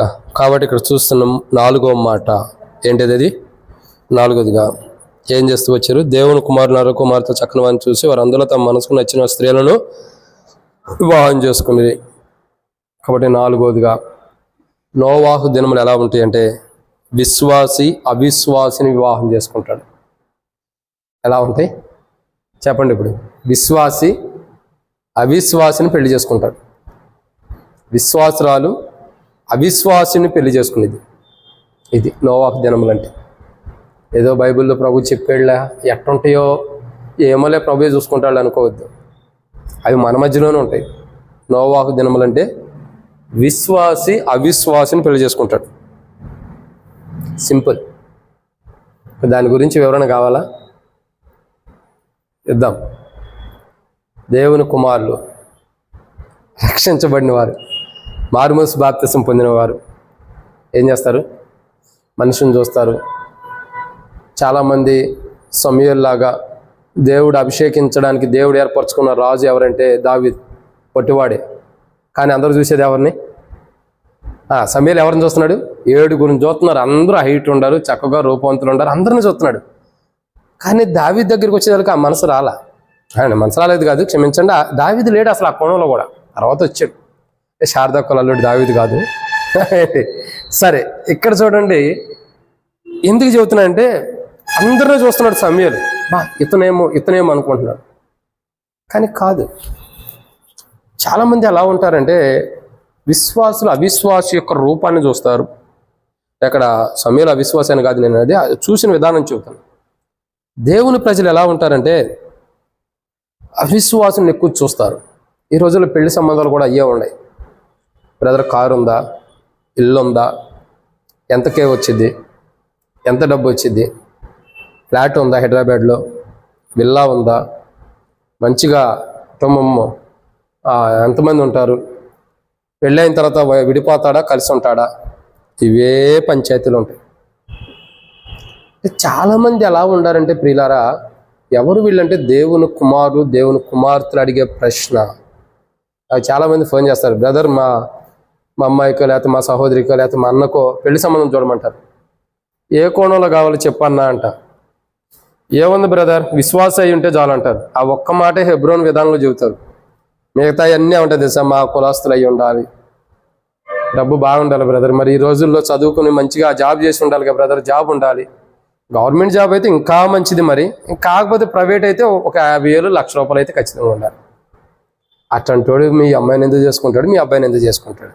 ఆయన తగ్గ వాళ్ళు ఆయన చూసుకుంటాడు కదా. చాలామంది కోణాలు ఉండాలి. అంటే నేను ఎందుకు చేసుకోరు అని నేను అంటలేదు, కానీ ఎందుకు అంటున్నానంటే మనం దేవుని కుమారులమి, వాక్యాన్ని చదవాలి. నోవాహు దినాలు ఎలా ఉండే? విశ్వాస అవిశ్వాసం పెళ్లి చేసుకుంటాడు, అది వాస్తవం. ఒక విశ్వాసురాలు అవిశ్వాసి అయిన వ్యక్తిని పెళ్లి చేసుకునేది. ఒక విశ్వాసైన పురుషుడు సహోదరుడు అవిశ్వాస అయిన స్త్రీని పెళ్లి చేసుకుంటాడు. ఇది వాక్యం, బైబిల్ చెబుతుంది. నోవాహు దినాలంటే ఎలాగుంటాయి దాని సూచన కూడా చెబుతున్నాడు. విశ్వాసకి అవిశ్వాసతో పొత్తుందా? లేదు. మరి మీరు జాగ్రత్తగా ఉండాలని ప్రభు చెబుతున్నాడు. అసలు విశ్వాస ఎక్కడా, విశ్వాస ఎక్కడా? అది తెలిసిన ఒక సంబంధం ఉంది, ఇక్కడ కాదులేండి, సిటీలో. ఒక అక్క ఫోన్ చేసి చెప్పింది, డైలీ చెప్పింది ఏదో ఒక పంచాయతీ. ఒక అబ్బాయి, ఈమె మంచి విశ్వాసరాలంట. నిన్న కూడా ఎవరో ఒకరు వాక్యం చెబుతుంటే వారి వాక్యం ఊరినే వింటా ఉండగా చెబుతూ వచ్చాడు. ఎవరో పేరు గుర్తులేదు, మంచి ప్రాముఖ్యత కలిగిన సేవకులే. ఏదో వీడియో కనబడుతుంటే ఆన్ చేశాను. ఏం చెప్పారంటే ఆయన, ఒక సహోదరి ఉందంట, మందిరానికి వస్తూ ఉండేదంట. చాలా ఇష్టంగా ప్రార్థన చేసేది, చాలా భయభక్తులు కలిగినవి. ఎవరో ఒక వ్యక్తిని ప్రేమించి పెళ్లి చేసుకున్నాడు. పెళ్లి చేసుకున్న తర్వాత పెళ్లి చేసుకోక మునుపు వారి కుటుంబీకులు ఏమన్నారంటే, మందిరానికి వెళ్ళొచ్చు అమ్మాయి, ప్రార్థనకి వెళ్ళొచ్చు అమ్మాయి, చక్కగా మీదే మాదే అని చెప్పారంట. పెళ్ళైన తర్వాత ఒక నెల పాటు ఎక్కడోగా నడిచింది. ఆ తర్వాత యుద్ధం స్టార్ట్ అయింది. ఎక్కడికి వెళ్తా, ఏం పనులు ఉండి, ఆదివారం రోజు మనం బయటికి వెళ్ళొద్దా భార్య భర్తను, కొత్త పెళ్ళయింది ఆ ట్యాంక్ బండో లేకపోతే ఇంకో హుసేన్ సాగరో దూకదామో లేకపోతే దాంట్లో తిరిగి రావడం ఏదో ఒకటి చేద్దాం, అదా పోదాం దాని చుట్టూ అని చెప్పి స్టార్ట్ చేశారు. మెల్లమెల్లగా దేవునికి దూరం అయిపోతూ వచ్చింది. నేను ఎందుకు చెబుతున్నా అంటే, ఒక విశ్వాసికి అవిశ్వాసతో సంబంధం లేనప్పుడు నిజంగా నువ్వు దేవుని కుమారుడివి కుమార్తెవి అయితే వాక్యం ఎందుకు నీలో నెరవేర్చుకోవట్లేదు? నువ్వు నెరవేర్చబట్టానికి నువ్వు ఎందుకు సమయం ఇవ్వట్లా? అర్థమవుతుందండి? నువ్వు దేవుని కుమారుడివి, దేవుని కుమార్తెవి, ఓకే, ఇది అయితే కరెక్ట్, ఇదైతే పర్ఫెక్ట్, ఎందుకంటే ఇది వాస్తవం కూడా, ఎందుకంటే నువ్వు రక్షణ మారుమోసు బాప్తిసం పొందావు కాబట్టి ఈ విషయంలో అయితే నమ్మొచ్చు. సరే, మరి రక్షణ లేని వ్యక్తి మీద మనసు ఎందుకు వెళ్తుంది? రక్షణ లేని స్త్రీ మీద మనసు ఎందుకు వెళ్తుంది? ఎందుకంటే నోవాహు దినములు ఇవి. ఏ దినములు? చేసుకున్న తర్వాత ఏడ్చిన ఉపయోగం లేదు. చేతులు గాలిన తర్వాత ఆకులు పట్టుకుంటే ఉపయోగం అండి? చేతులు గాలిన తర్వాత ఆకులు పట్టుకుంటే ఉపయోగం లేదు. అందుకంటాడు, లోకంలో సామెత ఉంది, మరి చెప్పొచ్చో లేదు తప్పుగా అర్థం చేసుకోవద్దు. ముళ్ళు వచ్చి ఆకు మీద పడ్డా, ఆకులు ముళ్ళు మీద పడ్డా నష్టం ఎవరికి?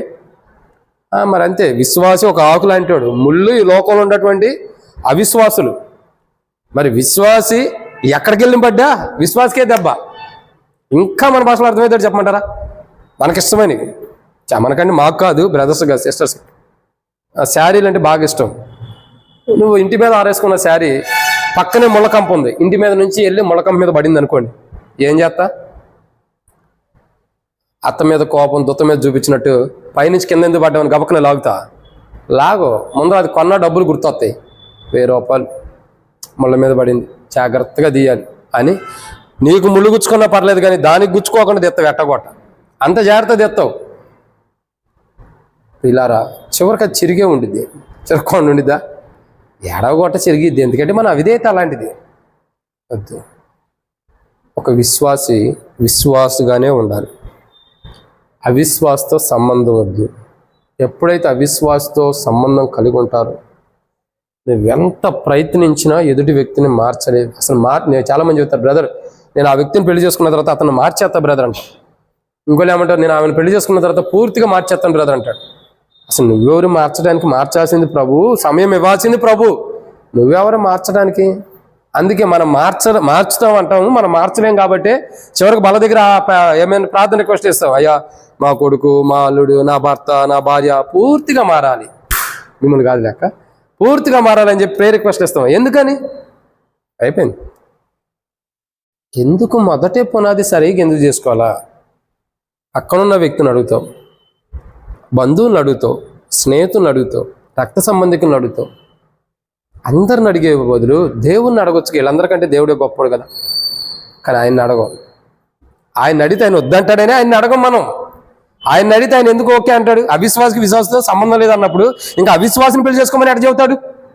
అందుకే ఆయన అడగం మనం. తెలియవంటే తెలియగల వాళ్ళం మనం. ఆయన అడగకుండా ఏం అడుగుతాము? ఇది దేవుని చిత్తమే బ్రదర్, ఎందుకంటే దేవుడే తీసుకొచ్చాడు కదా, మమ్మల్ని దేవుడే కలిపాడు కదా, లేకపోతే దేవుడు ఎందుకు గలుపుతాడు? సాతాను కలిపి ఉండొచ్చు కదా, వాడిని తీసుకురాం, వాడు మంచోడుగానే ఉంటాడు ఆ విషయంలో. మరి జాగ్రత్త. నోవాహు దినాలంటే విశ్వాసి అవిశ్వాసిని పెళ్లి చేసుకుంటాడు, అంటే ముగింపు తెచ్చుకుంటారు అంతే. తర్వాత మనం ఎంత బాధపడినా, తలెత్తుకెళ్ళి గోడకేసి కొట్టుకున్నా, ఎంత ఏడ్చినా, ఎంత కృంగిపోయినా ఉపయోగమే లేదు. జాగ్రత్త. వివాహం కావాల్సినటువంటి సహోదరులు సహోదరులు కూడా విశ్వాసకు అవిశ్వాసతో పొత్తు లేదని గుర్తుంచుకోండి. సహోదరి ఉంది, పెళ్లి సంబంధాలు చూసినప్పుడు అతను విశ్వాస అయితే ధనం లేకపోయినా పెళ్లి చేసుకోండి, డబ్బు లేకపోయినా పెళ్లి చేసుకోండి, ఆస్తి లేకపోయినా పెళ్లి చేసుకోండి. ఆస్తి, డబ్బు, ఐశ్వర్యం కంటే శ్రేష్టకరమైనది అంటే విశ్వాస జీవితం, అది ఉంటే చాలు.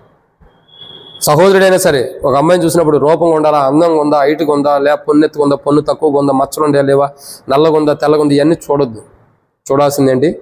రక్షించబడినామా కాదా, మారుమనసు బాప్తిసం పొందిందా లేదా? పొందింది, ఓకే, ఏం చాలు. దేవుణ్ణి అడుగు, ప్రభు సమాధానస్తు చేసేసుకో. వెనుకున్న వాటిని చూడొద్దు. వెనుకున్నవి ఆ ఏదైనా తోటలో అవ్వక కనబడి రమ్యముగా ఎలా కనబడినాయో అలాంటివి. వెనకున్న వాటిని చూడొద్దు. పౌలు అంటాడు, వెనకున్నవి మర్చిపోయా. పౌలు చెప్పింది వేరే కోణం, ఆయన ఈరోజు క్రైస్తవ జీవితంలో ఏమండాలా? వెనకున్నవన్నీ మర్చిపోవాలి. ఆస్తి, ఐశ్వర్యం, ధనము, సమృద్ధి, ఏం మేడలుండయి, మిద్దెలుండయి, పొలాలుండయి, ఇవన్నీ మర్చిపోవాలి. ఏం చూడాలా? విశ్వాసే కాదా? ఓకే, విశ్వాస అయితే నేను ప్రార్థన చేసుకున్నా, ప్రభా నీ చిత్తమా కదా? నా చిత్తమే, చేసుకో. నా చిత్తం కాదన్నాడు అనుకో, వదిలే ప్రభా, నీ చిత్తంలో ఉండేవాడు నాకు ఇష్టం కాదు, కానీ నాకు సహపాటి వారు నువ్వు సమకూర్చొని ప్రార్థన చేసుకోవాలి. జాగ్రత్త. అవిశ్వాసం అంటే చాలా డేంజర్, చాలా డేంజర్. దాన్ని అనుభవించినప్పుడు తెలిసేది దాని బాధ ఏందన్నది. కాబట్టి ఎన్నో మాట ఇది మర్చిపోయారా? 4. కాబట్టి మొదటి 7 మాటల్లో 7వ మాటకి 3వ మాటలో 4వ మాట ఏంటి? విశ్వాసి అవిశ్వాసిని ఏం చేస్తాడు? విశ్వాసి పెళ్లి చేసుకుంటాడు. అవి నోవాహు దినం అంటే. నోవాహు దినములు అంటే ఎలా ఉంటాయి? అవే. ఒక విశ్వాసి అవిశ్వాసం పెళ్లి చేసుకోవడమే నోవాహు దినాలు. చాలామంది చెబుతారు. కొంతమంది ఏమో బాధపడుతూ చెబుతారు, కొంతమంది ఏడుస్తూ చెబుతారు. చాలా రకాలు ఉంటాయి బ్రదర్. మేము మీటింగ్కి వెళ్ళినప్పుడు చెబుతారు. అప్పుడప్పుడు స్పెషల్ మీటింగ్కి వెళ్తాం కదా, ఏం చేస్తాం బ్రదర్, మా అమ్మాయి మంచి విశ్వాసరాలు, ఒక అతన్ని ప్రేమించి పెళ్లి చేసుకుంది బ్రదర్. ఆ అబ్బాయి మందిరానికి వస్తానన్నాడు, ఇప్పుడు రావట్లా. ఆయన మందిరానికి రావడం కోసం ప్రార్థన చేయ బ్రదర్ అంటారు. నేను ప్రార్థన చేస్తాలే కానీ నా దాకా వచ్చేదాకా నువ్వెందుకు తెచ్చుకున్నా? అది మొదటే దేవుణ్ణి అడిగితే దేవుని చిత్తమా కాదా అన్నప్పుడు, ఆ పెళ్లి జరగకముందే దేవుణ్ణి అడిగితే కాదన్నాడు అనుకో, కుమార్తె విశ్వాసరాలే కాబట్టి నచ్చ చెప్పు. లేదంటే దేవునికి అప్పచెప్పమను, సమయం తీసుకోమను. ఓకే, ఆమె ఇష్టపడింది, అమ్మా కొన్ని దినాలు దేవునికి అప్పచెప్పు, దేవుడు ఏం చేస్తాడో చూసి దాన్ని బట్టి చేద్దామని దేవునికి అప్పచెప్పాలి. అప్పచెప్పరు. ఆడపిల్లలు కానీ మా పిల్లలు కానీ అట్టగా తయారు ఉంటారు. వాళ్ళు కూడా మళ్ళీ దేవునికి సమయం ఇస్తే మా ఇంట్లో వాళ్ళు మధ్యలో దూరి దాన్ని ఎట్ట చెడగొడతారు. వద్దులే, ఇప్పుడే చేసేసుకుంటే కలిసిపోతాం. చెత్త తయారైంది ఇప్పుడు నేటి దినాల్లో. ఇంకెందుకు అది చెప్పుకుంటూ పోతే చాలా బాధాకరం. అలా ఉండకూడదు. విశ్వాసి అవిశ్వాసతో సంబంధం లేకుండా విశ్వాసతో సంబంధం కలిగితేనే క్రైస్తవ జీవితం బాగుంది. ఇది అన్నమాట. నోవాహు దినములు ఎలా ఉంటాయి. ఇక 5వ విషయాన్ని చూద్దామని ముగిచ్చేద్దాం. మరి కేక్ సమయం కూడా అవుతుంది కదా, ముగిచ్చేద్దాం. 5వ మాట రండి. ఆదికాండం 6వ అధ్యాయం 3వ వచనం.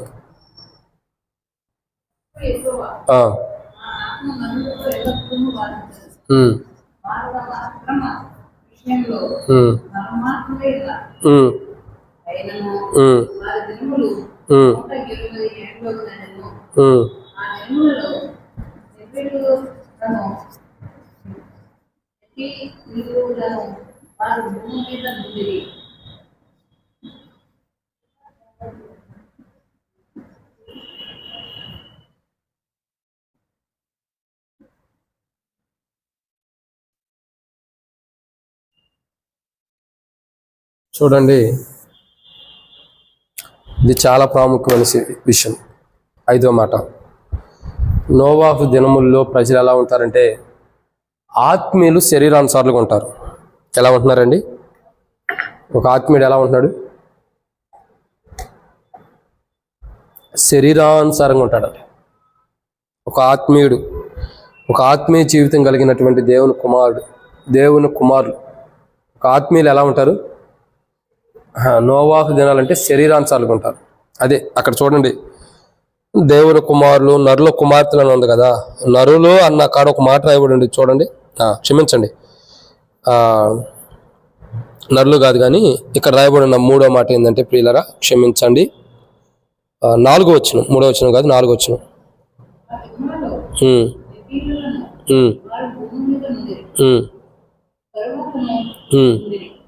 చాలు క్షమించండి, 3వ వచనం కాదు 4వ వచనం. నెఫీలు అంటే అర్థం ఏంటంటే ఏంటి? శరీరానుసారులు. కింద రాయబడుతూ వచ్చిందా? నెఫీలు అంటే ఎలా ఉంది? శరీరులు ఉండిరి అంటే ఆ దినాల్లో ఉండారు, వాళ్ళతో పాటు కలిసిపోతారు. ఈ రోజుల్లో దేవుని కుమార్తెలు ఎలా ఉండారంటే ఆత్మానుసారులు ఎలా ఉంటున్నారు? శరీరులతో కలిసిపోతున్నారు. ఎందుకంటే ఆ దినాల్లో ఉండేవాళ్ళు ఈ దినాల్లో కూడా ఉంటారు. అయితే లోకంలో సామెత ఉంది, అది ఎందుకు పుట్టిందో తెలియదు కానీ ఏమని ఉంది?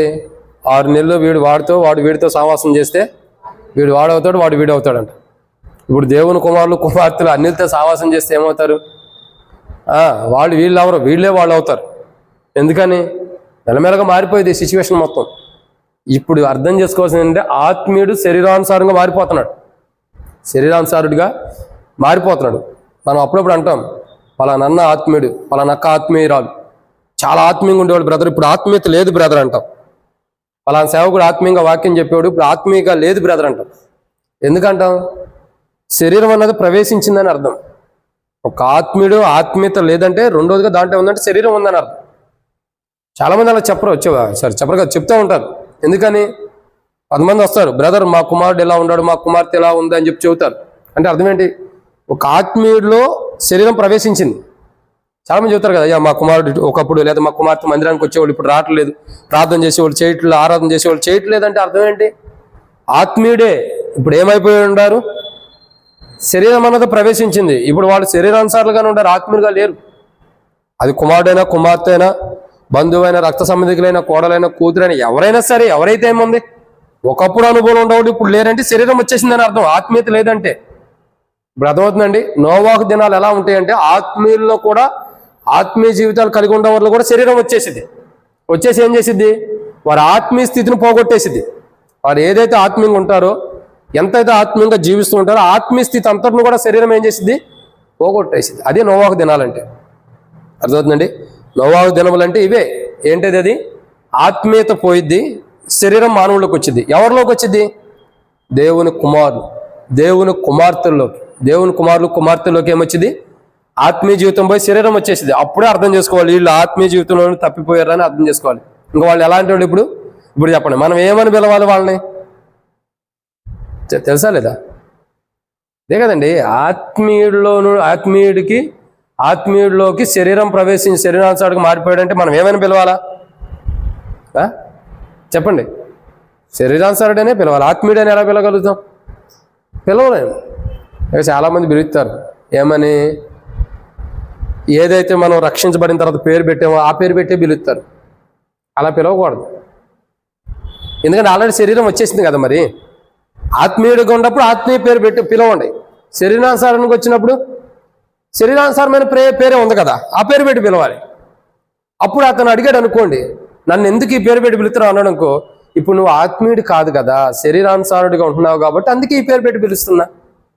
నువ్వు నిజంగా ఆత్మీయ స్థితిలో ఉన్నట్టు ఆత్మీయ పేరు నీకు ఏది పెట్టబడిందో అదే పిలుస్తా.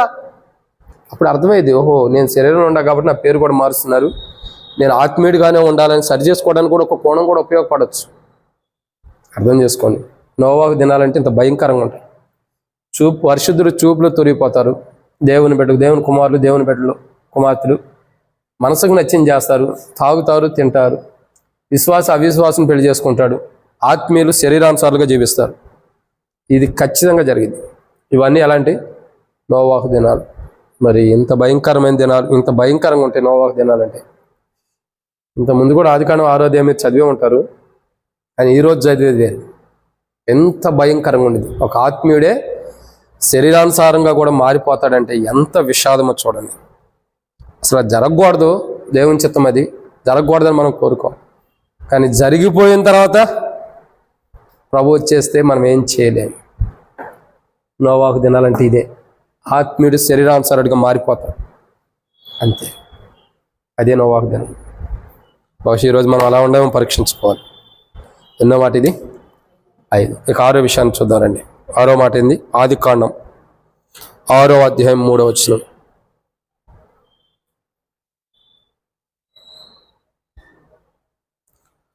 ఆదికాండము 6వ అధ్యాయం.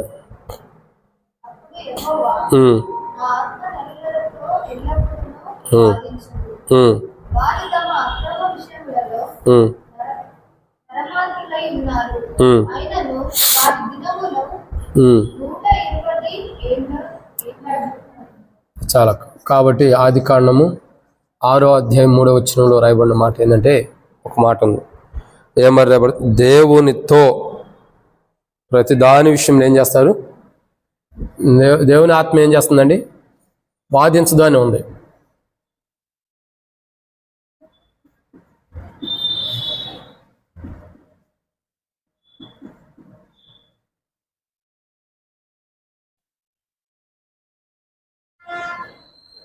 వాళ్ళు ఎలా ఉంటారంటే దేవుని కుమారులు, కుమార్తెలు. దేవుని ఆత్మ అయితే వాదించడానికి ఇష్టపడతల్లా, కానీ వాళ్ళు ఎలా ఉంటారు తెలుసా? ప్రతి దాని విషయంలో ఏం చేస్తారు? వాదిస్తూ ఉంటారు దేవునితో. మనం అంటాం చూసారా?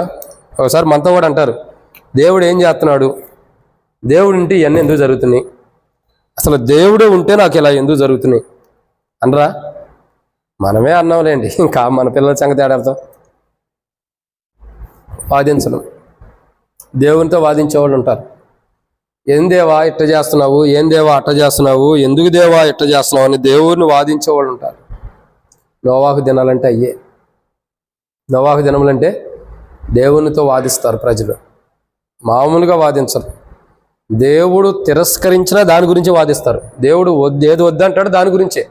నేను అందుకే మొన్న పాప బర్త్డే అప్పుడు కూడా సాక్ష్యం చెప్పా. ఏమనండి, మొదటిది నాకు కావాల్సింది దేవుడు ఇచ్చాడు, నేను అడిగింది, అది దేవుని చిత్తం. రెండోది దేవునికి ఇష్టమైంది ఇమ్మన్నా. అట్లా అని చెప్పి ఆడపిల్ల పుట్టింది ప్రభా నేను ఎందుకు ఇచ్చావు ప్రభా నేను దేవుడిని అడగటానికి లేదు. అది వాదించడం. ఎందుకు ఇచ్చావు ప్రభా, ఏమైనా ఎందుకు ఇచ్చా, నాకు ఒక్క మగపిల్లడు నన్ను ఎందుకు ఇవ్వని మనం అడగటం, వాదించడం. అలా అడగకూడదు, అర్థమైంది? వాదించకూడదండి, అర్థమైందా? వాదించకూడదు ఎప్పుడు కూడా. దేవుడు ఇచ్చిందని స్వీకరించాలి, మనకు అవసరమైంది మనం అడగాలి, అది దేవునికి ఇష్టమైతే ఇస్తాడు, లేకపోతే వదిలేయాలి. వాదించకూడదు ఇక. అని చాలామంది వాదించేవాళ్ళు ఉంటారు.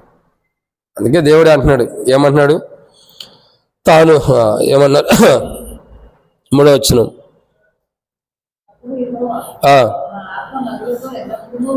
వాదించదు. ఎందుకంటే ఆయన వాదించడానికి ఇష్టపడ్డాడు. ఇప్పుడు అబ్రహాం ఉన్నాడు, మనం కొన్ని అధ్యాయులు ముందరికి వెళ్ళిన తర్వాత చూస్తే అబ్రహాం ఉన్నాడు. అబ్రహాము సదొమ గొమొర్రా పట్టణం విషయంలో వాదిస్తున్నాడు. దేవుడు ఏం చేశాడు? చూశాడు. అబ్రహామయ్యకి ఇంతసేపు వాదిస్తున్నాడు, ఇక అనవసరంలే అబ్రహమా, ఆ పట్టణంలో 10 మంది కూడా నీతిమంతులు లేరు, ఎందుకులా వాదిస్తావు అని చెప్పి దేవుడు వెళ్ళిపోయాడు. మనం ఎంత వాదిస్తామో దేవుడు మనతో వాదించడానికి ఇష్టపడ్డాడు, మనల్ని దాటి వెళ్ళిపోవడానికి ఇష్టపడతాడు. అబ్రహామును దాటి దేవుడు వెళ్ళిన తర్వాత ఏం జరిగిందో చెప్పండి, తెలుసా మీకు? అబ్రహామును దాటి దేవుడు వెళ్ళిన తర్వాత ఏం జరిగింది? అదే జరిగింది. అగ్ని ఆకాశం నుండి కురిపించబడి సదొమ గొమొర్రా పట్టణాలన్నీ కూడా పొగతో కమ్మబడుతూ వచ్చేసి, ఎవడెక్కడ ఉన్నాడో ఎవడు తెలుసుకోలేని స్థితిలో కాలిపోతున్నాడు. ఒకటి కేకలు ఒకటి వినపడుతున్నాయి, కానీ ఎక్కడ ఉన్నారో తెలియదు. నోవాహు దినాలంటే అలా ఉంటాయి, భయంకరమైన రీతిలో ఉంటాయి. అర్థమవుతుందండి? దేవుడు వాదించడు, కొంత సమయం చూస్తాడు, మనతో చెబుతాడు మంచిగానే, వద్దు అది కరెక్ట్ కాదు అని చెబుతాడు. మనం వితండ వాదన వేసుకుంటాం, వాదిస్తాం మనం. ఇక దేవుడు కూడా వాదించడు, వద్దులేక అనవసరం అని చెప్పి మనల్ని దాటి వెళ్తాడు. మనల్ని దాటేడా ఆ ఉగ్రత పడినట్టే మన మీద కాబట్టి మన కుటుంబీకుల మీద ఆయన పడింది. అదే నోవాహు దినాలు. దేవునితో వాదిస్తారు దేవుడు వద్దన్నా కానీ. ఈరోజు మనం దేని విషయంలో దేవుని అడుగుతుంటే అది దేవుడు వద్దంటే వాదించొద్దు. నాకు ఇష్టమైంది కాదు, నాకు అవసరమైంది, క్షమించండి, అవసరమైంది. ఈ రోజుల్లో ఏంటంటే నాకు కారు చాలా అవసరం. ఎందుకంటే ఇప్పుడు 5గురు అయ్యాం, ఏదైనా మీటింగ్కి వెళ్ళాలన్నా ఎక్కడికైనా వెళ్ళాలన్నా బండి మీద వెళ్ళడం కష్టం. కాబట్టి ఒక కారు కావాలి, చిన్నదో పెద్దదో ఏదో ఒకటి తీసుకోవాలి. కానీ నేను దేవుణ్ణి అడగలేకపోతాను. ఎందుకంటే నీకు ఇష్టమైంది ప్రభు, నీకు ఇష్టమైతే లేకపోతే లేదు ప్రభు, నీకు ఇష్టమైనప్పుడు లేకపోతే ఇవ్వాలనుకోకపోతే వద్దు అసలు అని అంటున్నా. ఎందుకని అంటున్నానంటే వాదించాలని నాకు ఇష్టం లేదు. నువ్వు నాకు ఎందుకు ఇవ్వు, నా తోట వాళ్ళు అందరూ కొనుక్కుంటున్నారు, అందరూ కొంది, నాకెందుకు లేదు ప్రభు అని నేను వాదించను. వాళ్ళందరికీ అవసరమే వాళ్ళకి దేవుడు ఇచ్చాడు, నాకు అవసరమైన సమయంలో దేవుడు ఇస్తాడు. బహుశా వాళ్ళకి అవసరం లేకపోయినా వాళ్ళంతా దేవుడు ఇవ్వకపోయినా తెచ్చుకుని ఉండొచ్చు. నా దృష్టి ఏంటి, దేవుడే ఇవ్వాలి. మన దగ్గర కొనే స్తోమత లేదు, కానీ దేవుడే దాన్ని నా దగ్గర పంపించాలి, అది దేవుడు ఇస్తాడు. అట్లా అని చెప్పి మనం ఎందుకు ఇవ్వ ప్రభు అని మనం ఓకే అదే పట్టుకుని గుంజుతా లాగుతూ ఉండాం అనుకో, ఇస్తాడు. ఇచ్చిన తర్వాత ఏమైంది వద్దన్నా కానీ ఏదో ప్రమాదం జరగవచ్చు, ఏదో కీడుగా జరగవచ్చు, మనకు తెలియదు కదా. ఇంకా వాదించకూడదు దేవుని దగ్గర ఏది కూడా. ఇది అడుగుదాం, అది దేవుడు కాదంటే దాన్ని విడిచిపెట్టాలి. ఎందుకంటే దానివల్ల మనకు నష్టం ఉంది, అందుకే దేవుడు వద్దంటాడు. వాదన ఉండకూడదు, వితండ వాదన, ఎక్కువసేపు వాదించకూడదు. అడిగేమో వద్దన్నాడు, వదిలేయటమే, అక్కడితో కంప్లీట్ అయిపోవాలి. ఏదైనా సరే చాలామంది నేను చెప్తూ వచ్చే కదా ఇంతమంది వివాహ విషయంలో కూడా దేవుడు వద్దన్న ప్రభా నీ చిత్తం అంటారు. వాళ్ళ డైలీ పోర్షన్లో దేవుడు ఓకే అనే మాట ఎక్కడ అయితే ఎవరి కోసం మాట్లాడతారు కదా, అది నా కోసం మాట్లాడాడని పిచ్చుకునేంత వరకు కూడా ఆ మాట వచ్చేంత వరకు కూడా చదువుతూ ఉంటారు. ఓకే దేవుడు నువ్వు వెళ్ళను కాక నీకు సమాధానం కాక అనగానే అది వేరే సందర్భంలో చెప్పినా వచ్చేసింది ఈ మాట, దీనికోసం ఇన్ని దినాలు చదివా బైబిల్. దేవా చెబుతారు ఇక బ్రదర్ నాకు దేవుడు ఇట్లా ఈ వాక్యం ద్వారా మాట్లాడారని. దేవుడు దగ్గర వాదించినే, ఆ వాదన తర్వాత ఏమైంది, మనం వివాహం చేసుకున్న తర్వాత మళ్ళీ కొట్లాటలు గొడవలు మళ్ళీ విడిపోవటాలు. ఆయన తెలుసు ఇవన్నీ జరుగుతాయని తెలిసే ముందరే వద్దంటున్నాడు. కానీ మనం వాదిస్తాం, నాకు ఇది కావాలి కావాలి కావాలి కావాలి. ఏం చేసుకుంటా?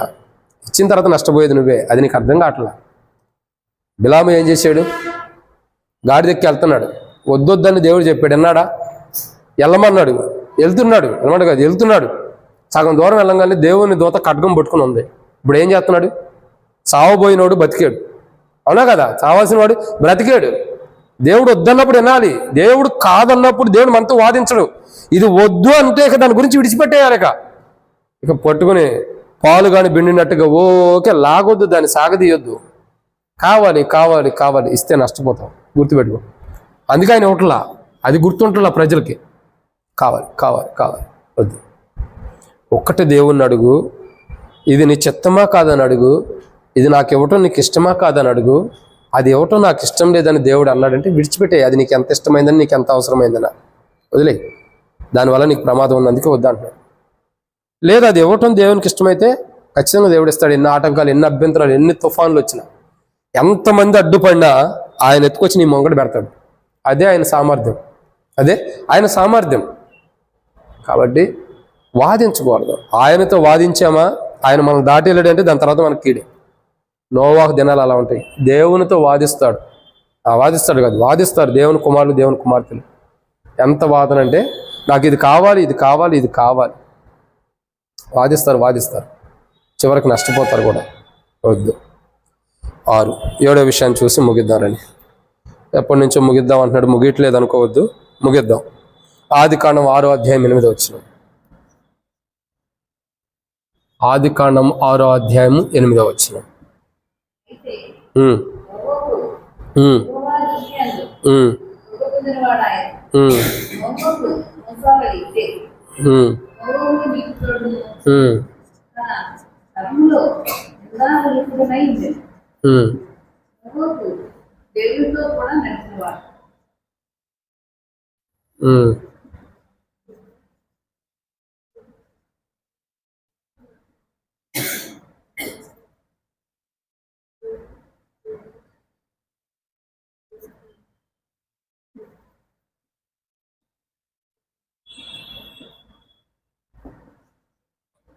ఇది నోవాహు దినములలో లాస్ట్ ఎలా ఉంటుందంటే, ఇక చాలా ఉన్నాయి, ఈ రోజుతో లాస్ట్. ఎలా ఉంటుందంటే, నోవాహు దినాలు దేవుని కృపను, దేవుని సమయమును ప్రజలు ఏం చేస్తారు? వ్యర్థం చేసుకుంటారట. 7వది ఎలా ఉంటుంది? నోవాహు దినాలంటే దేవుడి సమయాన్ని, దేవుడిచ్చే కృపని, దేవుని సమయాన్ని ప్రజలు ఏం చేస్తున్నారు? వ్యర్థం చేసుకుంటున్నారు. అంటే ఉపయోగించుకోవట్లా. నోవాహు ఏం చేస్తున్నాడు? అయితే నోవాహు దేవుని దృష్టి యందు కృప పొందిన వాడుకున్నాడు. నోవాహు ఏం చేశాడు? దేవుని కృపని పొందుకున్నాడు. కానీ నోవాహు ఒక్కడే పొందుకున్నాడు కదా, మిగతా వాళ్ళు పొందుకున్నారా? చూడండి అక్కడ ఏమని రాయబడుతుంది? అయితే నోవాహు యెహోవా దృష్టి యందు కృప పొందిన వాడాయను. మరి ఇంకెవరైనా పొందారా? సరే 7వ వచనం చదవండి. అప్పుడు యెహోవా, నేను సృజించిన నరులతో కూడా జంతువులను, పురుగులను, ఆకాశ పక్షులను భూమి మీద నుండకుండా తుడిచివేయుదును. ఎలానగా నేను వారిని సృజించినందున సంతాపం నొంది ఉన్నాను నేను. అంటే ఎవ్వరు కూడా దేవుని కృపను పొందల. మరి పొందింది ఎవరు? చూడండి, ఒక ఎగ్జాంపుల్ ఇదే చెప్పేది నేను ఎప్పుడు చెబుతా. రక్షణ మారుమూసి పొంది మందిరంలో సంఘంలో చేర్చబడిన అందరూ కూడా పరలోక రాజ్యానికి వెళ్ళరని నేను ఎప్పుడు చెబుతాను. కానీ అందరూ వినరు. సేవకుడు ఏదో పిచ్చోళ్ళ చెబుతున్నారు, రక్షించబడిన వాళ్ళు అందరూ కూడా వెళ్తారంటారు. దేవుడు అనుమతించినప్పుడు భూమి మీద పుట్టిన వారు కొంతమంది ఉన్నారు. ఆదాము కాడి నుంచి నోవాహు కుమారుడు వరకు ఎంతోమంది పుట్టారు. వారిలో కొందరు బ్రతుకున్నారు. ఉన్నారా? బ్రతుకున్నారు. మరి అందరూ ఎలా ఉన్నారు? బ్రతుకున్న వారు అందరి గురించి దేవుడు ఏం మాట్లాడుతున్నాడు? వారిని సృజించినందుకు నేను సంతాపం బాధపడుతున్నాడు, అసలు వాళ్ళు లేకుండా చేస్తానని దేవుడు అంటున్నాడు. అంటే అర్థం ఏంటి? అంతమంది ప్రజల్లో ఒక్కడే కనపడుతున్నాడు కృప పొందినవాడు, మిగతా వాళ్ళు అందరూ దేవుని కృపను పొందరా. అంటే అర్థం చేసుకోండి, సంఘం ఎంతమంది ఉండా దేవుని కృపను పొందుకున్నవారు కొంతమంది ఉంటారు, వాళ్ళే పరలోక రాజ్యానికి వెళ్ళేది. అర్థమవుతుందండి మీకు చెప్పేమాట? అందరూ పోరు పరలోక రాజ్యానికి. చెప్పే సేవకుడు పోకపోవచ్చు, వినే విశ్వాసులు కూడా పోకపోవచ్చు, కొందరే వెళ్ళేది. చెప్పే సేవకుడైనా దేవుని కృపను పొందుకుని కాపాడుకోవాలి, వినే విశ్వాసులైనా దేవుని కృప పొందిన కృపను ఏం చేయాలా? కాపాడుకోవాలి. ఇక్కడ పొందటం ప్రాముఖ్యత. అదే దేవుని కృపను అంటే దేవుడిచ్చే సమయం కానీ దేవుని ప్రజలు ఏం చేసుకుంటున్నారు? వ్యర్థం చేసుకుంటున్నారు, దాన్ని కాపాడుకోవట్లా. ఏ సమయం ప్రభు ఇచ్చాడు, దాన్ని ప్రజలు ఏం చేసుకుంటున్నారు? వ్యర్థం చేసేసుకున్నారు. అదే నష్టం తెచ్చుకుంటున్నారు. ప్రియులారా, నేను ఇక్కడ దేవుని వాక్యం బోధించేది ఏంటంటే, దేవుడు నాకు బయలుపరిచింది మీకు తెలియపరచబడుతుంది ఏంటంటే, నోవాహు దినాలంటే దేవుడిచ్చే కృపని వ్యర్థం చేసుకుంటారు ప్రజలు. సింపుల్. ఇప్పుడు నువ్వు బల్ల దగ్గర మారటానికి దేవుడు నీకు ఒక ఆదివారం సమయం ఇచ్చాడు. సరిగ్గా మారం, సరి చేసుకోం, బలలో పాల్గొంటాం. ఇచ్చిన సమయాన్ని వ్యర్థం చేసుకున్నట్టేగా. ఈ బైబిల్ స్టడీ దేవుడు ఇచ్చాడు. ఈ బైబిల్ స్టడీలో విన్న వాక్య ప్రకారం మనం సరి చేసుకోం. దేవుడిచ్చిన సమయానికి దేవుడిచ్చిన కృపను వ్యర్థం చేసుకున్నట్లే కదా. ఇట్లా ప్రజలు వారి జీవితాల్లో దేవుడిచ్చిన ఆయుష్ ఈరోజు బ్రతుకున్నామంటే దేవుడు కృపనిచ్చాడు. మనం కాపాడబడాలని, దేవుని కృపను మనం పొందుకోవాలని. కానీ ప్రజలు దాన్ని గుర్తెరగలేకపోతున్నారు. ఎంతగా అంటే అందరూ తమ సొంత కార్యాన్ని చూసుకుంటున్నారు కానీ యేసుక్రీస్తు ప్రభువారి యొక్క కార్యాలను చూసేవారు లేరు. అంటే దేవుని కృపను పొందుకునేవారు లేరు. అందరూ తమ సొంత కార్యాలు, ఎందుకు మాట చెప్పినట్టు ఇదే, అందరూ తమ సొంత కార్యాల్లో నిమగ్నం అయిపోయి ఉండాలి. వాటిలో నిండిపోయి ఉండాలి. ఒక్కరు కూడా నేనేమంటారంటే, మీరు దశమ భాగం తెచ్చి దేవుని మందిరానికి ఇమ్మని నేను అడగతాను. ఇప్పుడు 1000 కోట్లు తీసుకొచ్చి మీకు కలిగిన ఆస్తి అంతా తీసుకొచ్చి దేవుని మందిరంలో పోయమని నేను అడగతలా. ఒకటే చెప్పేది, దేవుని కృపను పొందుకో. అది నేను అడుగుతుంది. పొందుతున్నావా లేదా? సొంత కార్యాలు ఎంతకాలం అని చూస్తా? ఎన్ని దినాలని సొంత కార్యాలు చూసుకుంటూ వెళ్తా? దేవుని కృపను పొందవైక సమయం ఇస్తున్నాడు కదా నీకు. వ్యర్థం చేసుకుంటున్నావు ఇన్ని దినాలు. ఒక్కొక్క రోజుకు ఒక్కొక్క కోణంలో దేవుడు తన కృపను మన పైన కుమ్మరిస్తాడు. దాని అంతటా మనం పొందుకోవాలి. పొందుకోలేనప్పుడు కుమ్మరిస్తాడని ఎందుకంటున్నాడంటే అది దేవుని చిత్తం అయితే మరి దాన్ని మనం కాపాడుకోవాలి కదా. చాలామంది దేవుని ప్రజలు ఇలాగ ఉంటారు. నోవాహు దినములు అంటే దేవుని కృపను ప్రజలు, దేవుని కుమారులు, దేవుని కుమార్తెలు వ్యర్థం చేసుకుంటారు. ఆ కృపను సద్వినియోగపరుచుకోరు. ఆ కృపను కృప ప్రకారం పొందుకున్న దాని ప్రకారం జీవించరు. దేవుడిచ్చే కృపను ఏం చేస్తారు? పొందుకోరు. దాన్ని వ్యర్థం కూడా చేసుకుంటారు. దేవుడిచ్చే కృపను వ్యర్థపరుచుకుంటారు. వ్యర్థం అంటే ఒక మాటలో చెప్పి నేను ఈ కూడికను ముగిస్తాడంటే ముగియట్లేదు అనుకోవద్దు, నిజంగానే ముగిచ్చేస్తాను. ఇక్కడ బర్త్డే మీటింగ్ ఉంది కాబట్టి మళ్ళీ వాళ్ళు కూడా ఎదురు చూస్తారు, ఈయన ఎప్పుడు లేట్గానే వస్తాడు అనుకుంటారు. అందుకని తొందరగా ముగిచ్చేస్తాం. వ్యర్థము. నెయ్యి ఎప్పుడైనా చూసారా? నెయ్యి చూసారా? ఇంగ్లీష్లో ఏమంటారు? గీయొద్దు, గావద్దు, నెయ్యి తెలుగులో. చూశారు కదా? నెయ్యి ఎప్పుడైనా తిన్నారా? తిన్నవాడు చేతులు ఎత్తండి. నేను తిన్నాను. మీరు తినలేదక్క? మరి చేతులు ఎత్తాలి తిన్నవాడు. రైట్. తిన్నవాళ్ళు ఎవరన్నా ఉండారా? ఎవరు లేరు. ఏ భేదం లేదు, అందరం తిన్నాం. ఆదాము అవ్వే ఎట్లా పండు తిందో అందరం తిన్నాం. మంచిదే. నెయ్యి తిన్నాం. నెయ్యి చాలా కాస్ట్లీ, ఎక్కువ పెట్టి మనం రేట్ ఎక్కువ పెట్టి కొనుక్కోవాలి. ఏదన్నా దారిలో వచ్చేటప్పుడు ఎవరో ఒకరు చేయి తగిలి కింద పడిపోయింది అనుకో. అక్కడ సీసీ రోడ్ లేదు, సిమెంట్ రోడ్ లేదు, తార్ రోడ్ లేదు, మట్టి రోడ్డు ఉంది. నువ్వు తెచ్చుకున్న నెయ్యి కింద పడింది. ఏం చేస్తా? కష్టపడి కొనుక్కున్నావు, సంపాదించుకున్న డబ్బులు పెట్టి పనిచేసి ఇంకో డబ్బులు పెట్టి సంపాదించుకున్నావు, తెచ్చి నీకు ఇష్టమైంది తినాలనుకున్నావు. దాని కొరకు నువ్వు డబ్బులు సమర్పణ చేసుకుని ఆ నెయ్యిని కొనుక్కొని తీసుకొస్తున్నావు. ఎవరో ఒక అక్క దగ్గర నుంచి తెచ్చుకుంటున్నావు. వచ్చేటప్పుడు నీ దురదృష్టం కొద్దీ, నెయ్యికి అదృష్టం కొద్దీ కాజర్ కింద పడిపోయింది. ఇప్పుడు ఏం చేస్తా? పడిపోయిన నెయ్యి అంతటిని కూడా పిండుకొని లోపల తెచ్చుకుంటావా? అయ్యో పాడైపోయిందని తల మీద చేయబెట్టుకుంటావా? లేకపోతే బాధపడి ఇంటికి వెళ్ళిపోతావా? నోవాహు దినాలు అలాగే ఉంటాయి. నోవాహు దినాలు అవే. విశ్వాస జీవితంలో, ప్రార్థన, క్రైస్తవ జీవితం, జీవించే జీవితాన్ని బట్టి దేవుని కృపను మనం పొందుకుంటున్నాం. ఆ కృప, దేవుని కృప ఏదైతే మనకు ఉందో ఆ విలువ కలిగిన కృపను కాపాడుకోవాలి. కాలు జారి కింద పడేసుకున్నా, పక్కన పడేసుకున్నా, ఆ కృపను వ్యర్థంగా చేసుకున్నా విలువైన దాన్ని మనం పొందుకోలేము. గుండెలు బాదుకుంటూ, బాధతో, దుఃఖంతో ఇంటికి తిరిగి వెళ్ళటం తప్పక మనం చేయగలిగిందంటే ఏం లేదు. ఏ ఇంటికి తిరిగి వెళ్తాం? మనం ఎక్కడి నుండి వచ్చామో, దేవుడు ఎక్కడి నుండి పంపాడు ఆడకు కాదు. మన కొరకు ఇంకొక ఇల్లు ఉంది. అంటే ఒకటే దేవుని రాజ్యం ఉంది. మన కొరకే ఎందుకంటున్నానంటే ఒకటే దేవుని ప్రజలకు దేవుని రాజ్యం ఉంది. నరకానికి వెళ్ళే వాళ్ళకి దానికి సంబంధించిన ఇల్లు కూడా ఉంది. మన కొరకు అంటే మన కొరకు కాదు. సో దాన్ని మనం జాగ్రత్తగా కాపాడుకోవాలి. కాబట్టి ఈరోజు మన ప్రశ్న, మనం సరి చేసుకోవాల్సిన కోణం ఏంటంటే, దేవుని కృపను వ్యర్థంగా పాడు చేసుకుంటున్నావా? సిలువ అనే క్రయధనం ద్వారా దేవుని కృప నీకు ఉచితంగా ఇవ్వబడుతుంది. దేని ద్వారా?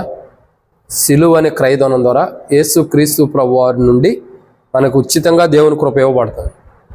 ఇస్తున్న దేవుని కృప నువ్వు మారటానికో, సరి చేసుకోవడానికో, సరైన విధానంలో జీవించడానికో, క్రమంగా ఉండటానికో, దేవునికి మహిమకరంగా ఉండటానికో, దేనికో కొరకు దేవుని కృప నీ మీద కుమ్మరించబడుతుంది.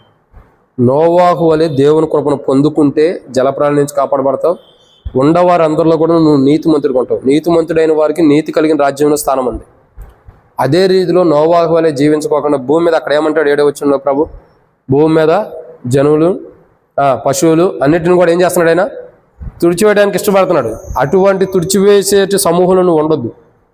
నీతిమంతుడు జలప్రాణి నుంచి కాపాడబడి రక్షణ అనే ఓడలో ఉన్నటువంటి నోవాహు వలె మనం ఉండాలి. ఎలా ఉండాలా? అలా నోవాహు వలె ఉండాలి. అలా ఉండాలంటే మనం ఏం చేయాలా? మన చూపును కాపాడుకోవాలా, మన మనసును కాపాడుకోవాలా, త్రాగుతూ తిరిగితే చెడ్డ అలవాట్లు పోగొట్టుకోవాలా, విశ్వాసగా జీవించాలి, అవిశ్వాసం పెళ్లి చేసుకోకూడదు, ఆత్మీయుడిగా ఉండాలి, శరీరానుసారంగా జీవించకూడదు, దేవుని ప్రతి విషయంలో దేవునితో వాదించకూడదు, దేవుని కృపని వ్యర్థం చేసుకోకూడదు. ఇవన్నీ నువ్వు ఎప్పుడైతే జరిగిస్తావో, అంటే వీటిలో మంచి ఎప్పుడైతే కోరుకుంటావో అప్పుడు నోవాహు దినముల్లో నువ్వు కాపాడబడతావు. నోవాహు దినాల్లో నోవాహు కాపాడబడలేదా? నోవాహు దినాలని ఎందుకు రాయబడి? నోవాహు కూడా కొట్టుకుపోయినట్టయితే నోవాహు గురించి రాయబడి ఉండేది కాదు. నోవాహు ఒక్కడే కాపాడబడ్డాడు, అంటే ఒక్కడంటే తన కుటుంబం ఒకటే కాపాడబడింది కాబట్టి నోవాహు దినాలని రాయబడుతూ వచ్చింది. సో నోవాహు కొరకు దినములను కూడా దేవుడు లెక్కించి పేరు రాశాడు నోవాహు దినాలని. ఆ దినములకి నోవాహుకు సంబంధించి అటువంటి దినాలు ప్రభు రాకడ ఇలాంటి దినాల్లో రాబోతున్నాడు. ఇలాంటి క్రైస్తవులు అంటే దేవుని కుమార్తె ఇటువంటి జీవితం కలిగి ఉండే దినాల్లో రాబోతున్నాడు. అవి నేడే వచ్చి ఉన్నాయి. అవి ఇంకా రావాలని ఎదురు చూడొద్దు, వచ్చేసినాయి ఆల్రెడీ. మన చూపు మారలా, మన మనసు మారలా, మన అలవాట్లు మారలా. త్రాగుళ్ళు అంటే అలవాటు ఏంటి? అలవాట్లు. ఇంకా అవిశ్వాసం పెళ్లి చేసుకోవట్లా ప్రజలు, శరీరాంశాలు కావాలి ఆత్మీయులు, దేవునితో వాదం చేయట్లా, ఇంకా దేవుని కోసం వ్యర్థం చేసుకోవట్లా. ఆల్రెడీ నోవాహు దినాల్లోనే ఉండవు. అంటే ప్రభు రాబోతున్న దినాలు జలప్రళయం రాబోతున్న దినాలు. జలప్రళయం అని ఎందుకంటానంటే ప్రభు రావడం ఒక ప్రళయం లాంటిది. అటువంటి భయంకరమైన దినాల్లో ఉండవు. కానీ మనం ఇట్లా ప్రభు ఎందుకు ఆలస్యం చేస్తున్నాడంటే, ఎందుకు ఆలస్యం చేస్తున్నాడు? అది ప్రభు యొక్క కృప. ఇలాంటి మనస్తత్వం కలిగి మనం ఇంకా మారాలి. ఇలాంటి మనస్తత్వం కలిగిన దేవుని కుమారులు కుమార్తెలమైన మనము మారు మనసు పొందాలనే ప్రభు ఆలస్యం చేస్తున్నాడు. ఇది ఒకటి. ఎందుకు ఆలస్యం చేస్తున్నాడు? ఇదే కారణం. మనం ఇంకా మారు మనసు పొందాలా, దేవుడిచ్చిన సమయాన్ని వ్యర్థం పరుచుకోకుండా మారు మనసు పొంది ఉంటే ప్రభు వస్తాడు. మరి ఇంత దేవుని కుమారులు కుమార్తెలైన ఇటువంటి జీవితం కలిగి ఉండి ప్రభు వస్తే మనం పరలోక రాజ్యానికి వెళ్తామా? వెళ్ళాం. కాబట్టి ఇటువంటి జీవితం కలిగిన దేవుని కుమారులు కుమార్తెలుగా మనం దేవుని మందిరాల్లో సంఘంలో జీవిస్తున్నాం. మనము మారుమూసు పొందాలి. అప్పుడే ప్రభు రాక సమీపిస్తుంది. అట్లు మనం మారుమూసు పొందినట్లు 7 విషయాలు మనలో ఉంటే మారుమూసు పొందాం. ఈ 7లో ఒకటన్నా మనలో ఉంటే కూడా మారుమూసు పొందాం. 7 విషయాలు ఎక్కడన్నా తప్పి ఉంటే అన్నీ బాగుంటే దేవుని పొందనాలి, లేకపోతే సరి చేసుకుని మారుమూసు పొందినట్లు ప్రభు సాయించను కాక ప్రార్థన. మమ్మల్ని మిక్కిలిగా ఎక్కువగా ప్రేమించిన ప్రియ పరలోకపు తండ్రి, పరిశుద్ధుడు అయిన దేవా, మీ స్తోత్రములు. ఇచ్చిన వాక్యాన్ని దీవించండి, ఆశీర్వదించండి.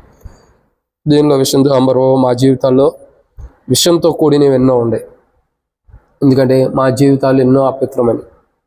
ప్రేమ కలిగిన తండ్రి, పరిశుద్ధుడు అయిన దేవా, మీకు స్తోత్రములు. మీరు ఇచ్చిన కృపకై మీకు వందనాలు. మా జీవితాలు ఎన్నో బలహీనతలు కలిగినవి, అయినా మీరు సరిచేశారు.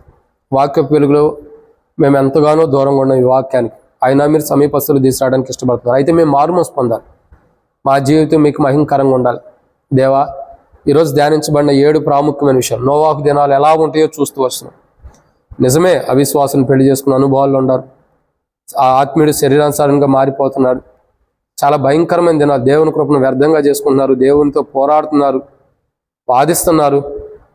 నా తండ్రి, ఇంకెన్నో భయంకరమైన పరిస్థితుల్లో నేడు దినాల్లో దేవుని కుమారులు కుమార్తెలమైన మేమందరం జీవిస్తున్నాం. అయితే మేమందరం నరకానికి వెళ్ళటం మీకు ఇష్టం లేకే మీరు ఆలస్యం చేస్తున్నారని ఒప్పుకుంటున్నాం.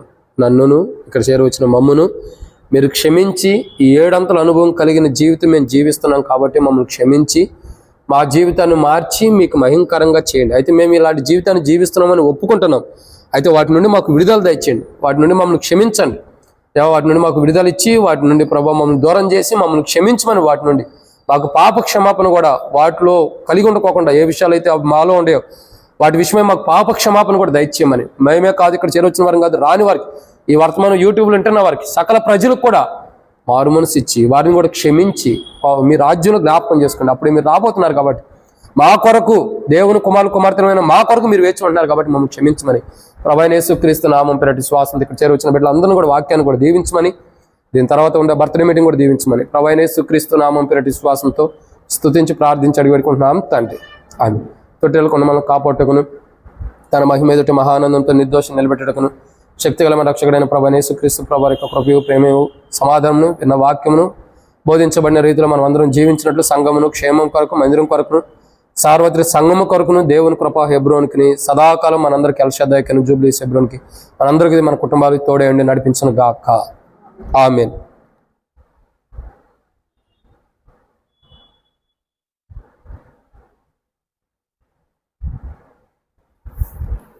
Praise lord.